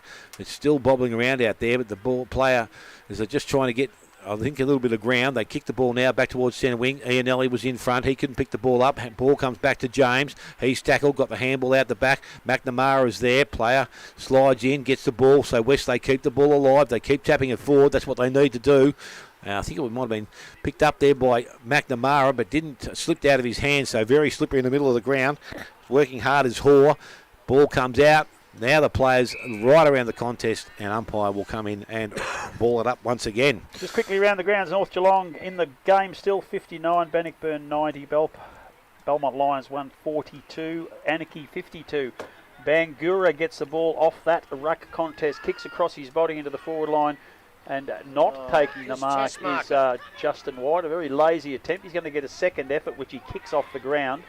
Ford, who's gone back into defence to save the game, if you like, kicks the ball forward. Jack Yates gets it for him, quickly kicked off the ground forward by Harmer. Costello is tackled just as he tried to get the ball away, kicked off the ground. Gans, that is a very, very high tackle indeed by Flacavento, and Gans will take the free kick, plays on immediately, kicks down the line, and on the lead he finds Hoare. Again, Smitty. Hoare kicks down the line to White. He hand passes the Turner, hits him on the shoulder, ricochets over the boundary line. We'll have a throw in. The home side lead by 15 points, and we're 28 minutes into the final quarter, the Morris Finance final quarter, and it'll be over in a matter of a few seconds, I would reckon, based on the previous ones. So Barton, another conclusive hit out forward. Flacavento gets it forward, hand passed by James to Sable. Sable to Flacavento. He avoids a tackle cleverly. Hand passes quickly to the running James. He avoids one tackle. Hand passes across to Kerrin. Kerrin kicks forward and coming out and running underneath his captain there was Fursland. Wallace can't control the ball. It comes out to I think it was Page. Sam. No, yeah, it was Page. Joel Page got it, kicked it forward. Costello can't. Costello can't control it. You hate Thompson, you hate Page. Jeez, what's wrong with you? Page, Basley and Yates. I can't tell them apart for some stupid reason. Anyway, we're waiting for a boundary throw in now. Bellpost still in attack again, leading by 15 points. 29 minutes gone now in the Morris Finance final quarter. Up goes the ball. Barton again lays it down in front of his rover. He can't get away from the pack. We're going to have a ball up now. Can only be seconds remaining in this game. That's what you said 2 minutes ago. Well, I'm waiting for it to finish. It's annoying me now. Oh, the rain stopped. Let's keep going. Tell Mushy to push the button. Hahn is tackled without the ball. He can't get away from the pack. He's been very dogged. James has got it now. He tries to evade a tackler and does so successfully. Gets around on his right foot now, kicks long into the forward line. Nest of West defenders, Mick Lima being the strongest of those. Comes through, picks the ball up, kicks it out, but Will Ford takes a mark. What about Half Mushy? forward flank. He's a better commentator than Cogsy. Mushy is, I'll tell you that now. Ford finds a man free, but it's just over the top of his head. Running onto the ball, though, is Harmer. Hand passes into a dangerous spot for his captain, Yates, who kicks it forward, but the ball is rushed through for one behind. 16 points now in front. The home side. Piers plays on quickly from the square, kicks down the centre of the ground and finds Brown. Brown gets around the man on the mark, and he kicks out to Mitchell. Mitchell can't get a handle on it, finally does now. Hand passes it back to a teammate there. Brown follows up, gets the hand pass. Left foot kick for him. Fantella's first there. He walks it over the boundary line. The umpire says that was okay. Geelong West looking for a free kick for deliberate. That ain't going to happen. Boundary throw in far side of the ground. Grubby, there must only be seconds left in this game that's now. what you said 8 minutes ago. So throw in now. Barton again wins the tap out. Doesn't really go to any great advantage. Players slapping around at the bottom of the pack. Flacavento hand passes out, but his teammate Fantella walks it over the boundary line again. He's played it deliberate this time. Oh, got to advantage. Advantage for West. It's White gets it, kicks it back into the hot spot. Coming out is Bashley, can't take the mark as he got there on the half volley. It's Staggard gets it back into the middle of the ground. Ford tries to get the ball, but it goes over the boundary line. 31 minutes we've played. This is ridiculous. Hasn't been that many goals, has it? I know you've had a bit of time off with the ball over the boundary line and that, but maybe for the send-off, although not as much as it should have been. Barton wins another tap. Fantella's trying to get onto the ball. He slaps it back towards the boundary line. Hutchison for Geelong West can't get a handle on the ball either. So he's slippery out there now. The umpire's circling the pack, looking for a reason to give a free kick. Can't find one, so he's forced to come in and ball it up.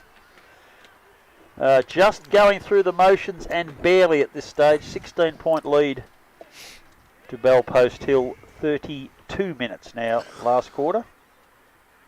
so Barton from the ruck contest. Ball comes out, picked up Fantella, kicks the ball back towards centre wing. Mark will be taken out there. I think it's Viney. A little bit dark now. Can't see the numbers as well 21. as they did earlier on. 21. Yeah, Viney. So he comes back inside. Kick was okay towards Lima. Good hands. Takes the marks and the siren sounds, and that will end the game here.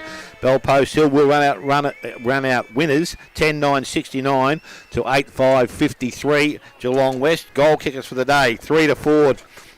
One each to Vasika, Yates, Page, Andrews, Costello, Sable and Fursland. And for the Geelong West side, 5 to Ianelli, one each to Taylor, Hoare and Mowat. We'll come back with a summary of the game here this afternoon. You're listening to 94.7 The Pulse, your home of local football.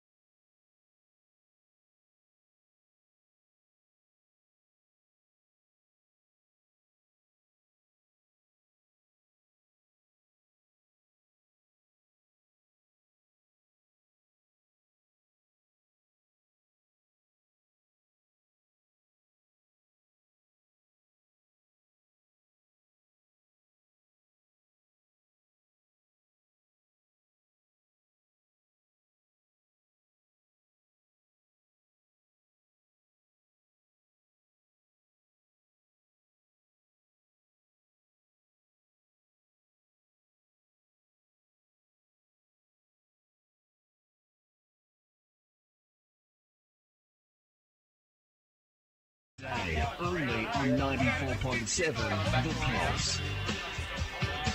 We're here at Myers Reserve at Belpost Hill, the home side, 16-point winners over Geelong West, 10-9, 69 to 8-5-53. Quickly round the grounds, North Geelong 59, Bannockburn 90. Belmont Lions 155, 100-point leaders over Anarchy 52. Thompson 29, that's definitely a blockage in the system there. Corio 21, East Geelong 144, and Werribee 62. That's a final score. Winchelsea 118, and if you're interested in the Ballerine, looks like an upset there. Barwon Heads 15 points in front late in that game over Drysdale. That was probably not expected on form, but it's not the best game we've seen this year, Grubby, but an entertaining game nonetheless. Well, it was pretty entertaining, and I think, I know I said it a few times during the quarter and during the game, but when there's only 7 points in it, and there's 10 minutes left, and mind you, I thought there was probably a few seconds left in that game too, but you know, when there's only 7 points left and there's 10, 15 minutes left, you see all this desperation, and it wasn't there, because, you know, you do want to win, but just that extra desperation that you do normally see late in the game when it's close wasn't really there from either side. I'm not quite sure what that tells me for next week. I'm thinking absolutely nothing. Whitney to come back in will boost Belpost Hill. Jones may be out. He may well be, if he's been reported. You can send off without reporting, but I've got a funny feeling the umpires will pull out the book and offer him a week, because I couldn't see. I didn't see the incident. Yeah, I didn't see it either. If he's punched him, they'll offer him 2 weeks. If he's just rough conduct, maybe the 1 week. But it doesn't matter, really. You got to fight it, I think, if they don't reckon you're guilty. But yeah, he could be missing. But Whitney will come in for him with an unchanged side, maybe. I don't know. But on the other side of the coin, I was really impressed with that kid, Richmond. He's come up from the seconds. He's only a young fella. He's not going to hold his place in the side. He was probably a bit lucky that Tim Barton stayed at centre-half back for a long, long time, because I think if he had to play on Barton the whole quarter, I think he's a bit too strong for him. But good on the kid. And I hope he's got a future here, because he had a real go, and I love seeing that. Blake Dye is going to be a huge, huge in for him. Who takes him? I don't know who takes him next week. Oh, probably the bloke that was loitering on the wing today. The wing and the half-forward bloke will take him next week, because I don't think they can afford to put Bowie McNamara do what they did with him today. But that's fine. Give him a run. Give him a fair go. Yeah. The milestone men, they all went all right. It was fantastic to see those blokes. It's a big day for the club, and it's just fantastic that they actually won for him. But don't worry about today. They want to come out next week. And as I said earlier, after three-quarter time, next week there's no tomorrow. And there won't be any niceties. And look, fantastic for the West again. They really showed a lot of class today. They raced over. They formed the guard of honour for pretty much Trav and Timmy Barton. And they showed a lot of class. But you can do it today. They won't be showing those niceties next week, because the loser is out for the year. But I tell you what it does tell me. It tells me that if they can play their best footy, they are not making up the numbers, and they can beat Belpost. I'll be tipping Belpost still, I'm sure. But just a few times when they got the footy and delivered it well, and if they had a bloke on the end of it like Dye today, I think they can beat Belpost Hill. But I'll be tipping Belpost, but I think they can. Well, I'm going to start off the embarrassment giving my votes for today. No, I'll be doing the votes first today. Oh, will you? Yeah. And you just have to follow me lead. Oh. And it's really, really hard, but I gave one vote to Ian Alley for 5 goals in the losing side out of 8. That's good in anyone's language. I wanted to give a vote to Mick Lima, but I just can't because of Ian Alley's 5.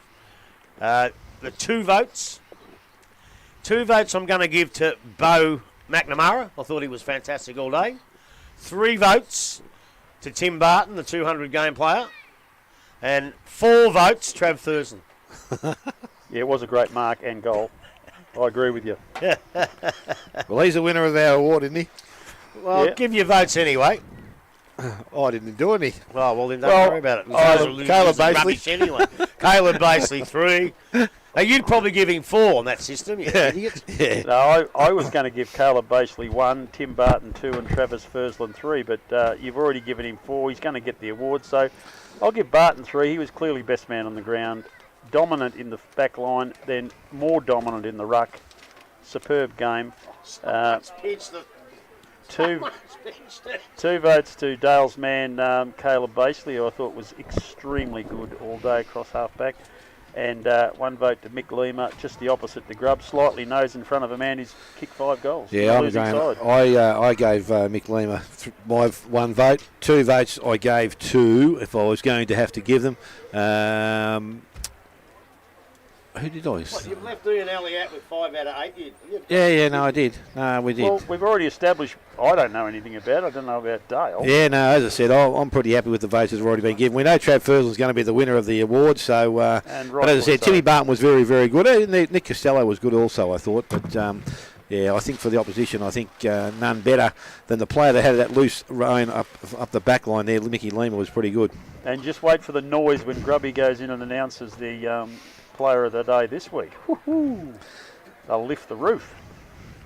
No, it was an interesting game. I really don't think that Blake Dye and Jay Bohm are going to make any difference. I think Gold Coast Hill are a better side than West, and their finals experience will certainly win them the game next week. I reckon they're just a level above West, as good as West have been all year. But if they can keep this playing list and add a couple, they could be regular finalists for a while out at the Western Oval. But this Belpost Hill side astound me.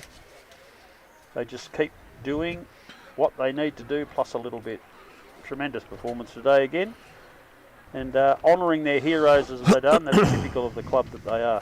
So where are we going next week, boys? Oh, we know. Early, aren't you? I might have to go. I'm going early, but that's how early. I'm just going to have to lay that and play that by ear. So I've just got to work out where I'm going to get a park when I get there. So will you be a late starter on Sunday? No. Oh no. I won't be. I've got to work Sunday morning. So Grubby's just shot off to present that. Just take a little time with that. Those players that you played in that premiership side with 40 years ago. Yep. Some of the players that we would remember that went on from there and had really good long careers in the senior team? Oh, there would be. And again, just sitting back now, I'd have to have the list in front of me of all the players. Was Andrew Buse Andrew one? Buse could have been playing at that stage. He might have played in one of the earlier ones. He certainly played in 81, I reckon. I'm not quite sure whether he'd established himself in the seniors by 82 or not. Ray Card was in that side. Murray Whitcomb was in that side. He was a good player. Yes. I don't think Bernard Malcolm Reid? No, I don't think Reid was in the 82 one. It's a bit of a shame. I had a brochure at home. I was going to actually bring it in my book today, but I didn't. I left it at home. Good. But look, I think Phil Maddox may have been in that one. Yes, Phil Maddox certainly was. Yes. Winchelsea boy. Ramsey Bogonovich would have been in that side. I'm not too sure. He's a man with a great footy name. Yeah, I'm not too sure about maybe Richard Murray might have been. I just can't remember whether he was Paul 82. Jeffries. No, Paul Jeffries wouldn't have been. I don't think Paul played in any of those. He would have been playing in the senior side. He was established in the senior side. Yeah, pretty much entrenched then at that stage. Kevin Sheehan would have been probably in it. Maybe Dizzy Lynch might have been part of it. It's just around that same time. There was a lot of them. There was 3 years in a row. So Grubby's floated in and floated out of the Belpost Hill rooms. And how did that go down, Richard? Yeah, it did. I was serious. Yeah, I always sort of muck around a little bit. But no, I just said to them, fellas, sorry, Timmy, you were best on the ground. But after a lot of years of entertainment and service of the club, we're giving the best on the ground to Trav Fursland. Hey, they were pretty happy about it, actually. When I went in there, take Timmy with him. Hey, well, might take Timmy with him. Yeah, well, when Cozzy come through, he goes, "You're going to give it to Trav, aren't you?" I go, "Yeah." He goes, "No, you're not." I said, "No, yeah, we are." So we're a great bunch of blokes, and looking at what West did out here, they're a great bunch of blokes too. And it's just, I just love being in the duty felt, but look out, because you reckon you've seen me this year. We wait till the finals, mate. I go a bit stupid in the finals. I haven't seen you in the finals. Oh, I get so excited. So excited. That's good. Well, don't wear your white shoes next week. Put your clodhoppers on. No, my daughter said I've got to wear them so I don't look like a nerd. I've got to be. You may as well wear his white pants as well next week. Yeah, I might too. And a white shirt and a white coat and a white hat. Hey? Why not? Why wouldn't you? No. I reckon white pants would go well with him shoes. You reckon? Yep. No, next week will be me white pants and me black shoes. Oh, white pants and the black shoes. Yeah, see, I'm going to be the trendiest 60-year-old in Geelong. Don't you We worry might about get one of that. those floral arrangement shirts, those floral shirts for him or something like that. Jules, that's him sorted. He's going to dress you next week, Jules. Dressed by Jules and your daughter. Oh, jeez. We won't even colour his hair. Next Saturday afternoon, 2 o'clock.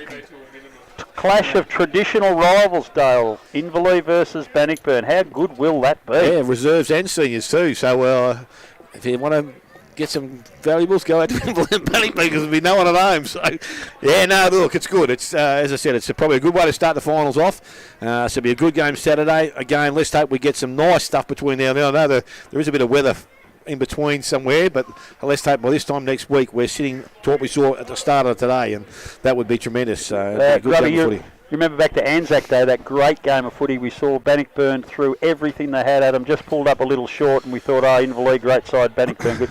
A lot has changed since then, so all of a sudden this game next week is definitely a 50-50. Well, it is. We didn't get a final score from Inverleigh. No, did we? No, I actually sent one to Shane, but he hasn't got back to me yet, so I'm not too sure if he's in the car. Not too sure if he's in the car on the way home. But mate, if you are about, give me a yell. Let me know what the final score was. Obviously, Inverleigh did win. You would think so. You would think so. Yeah, look, they were 30 points up or something. Yeah, it's still locked at 29-57. Yeah, that's been like that since. I can remember after about round 6 or 7, we said Inverleigh are playing so good a footy, but I can remember saying, but there's still a lot of water to go under the bridge with injuries and maybe a drop in form. And right now they've actually proved that to be right because they have lost a little bit of form. East have picked up the form to earn the rest. So, and Bannockburn, I think Bannockburn might be playing a little bit better than when they played the Anzac Day game. So I reckon we're in for a rip snorter. And what time are you going? Well, I'm just trying to work that out. I'm going to have to play it by ear a little bit. So 4:30 is the start of the game, I think, at the park. So I'd have to get down there around about... I want to make sure I get a park. Otherwise, I might be parking 16 miles away. And if that's the case, I won't make the game at all. Yeah, you won't make the game at all. I'll be organising someone to pick you up at St Albans and drop you off at the better gate. just to leave my car at St Albans and get a taxi in. Well, why don't we just organise the game? We'll change it to East Geelong, then you can walk there. Yeah, that'd be better. Something like that.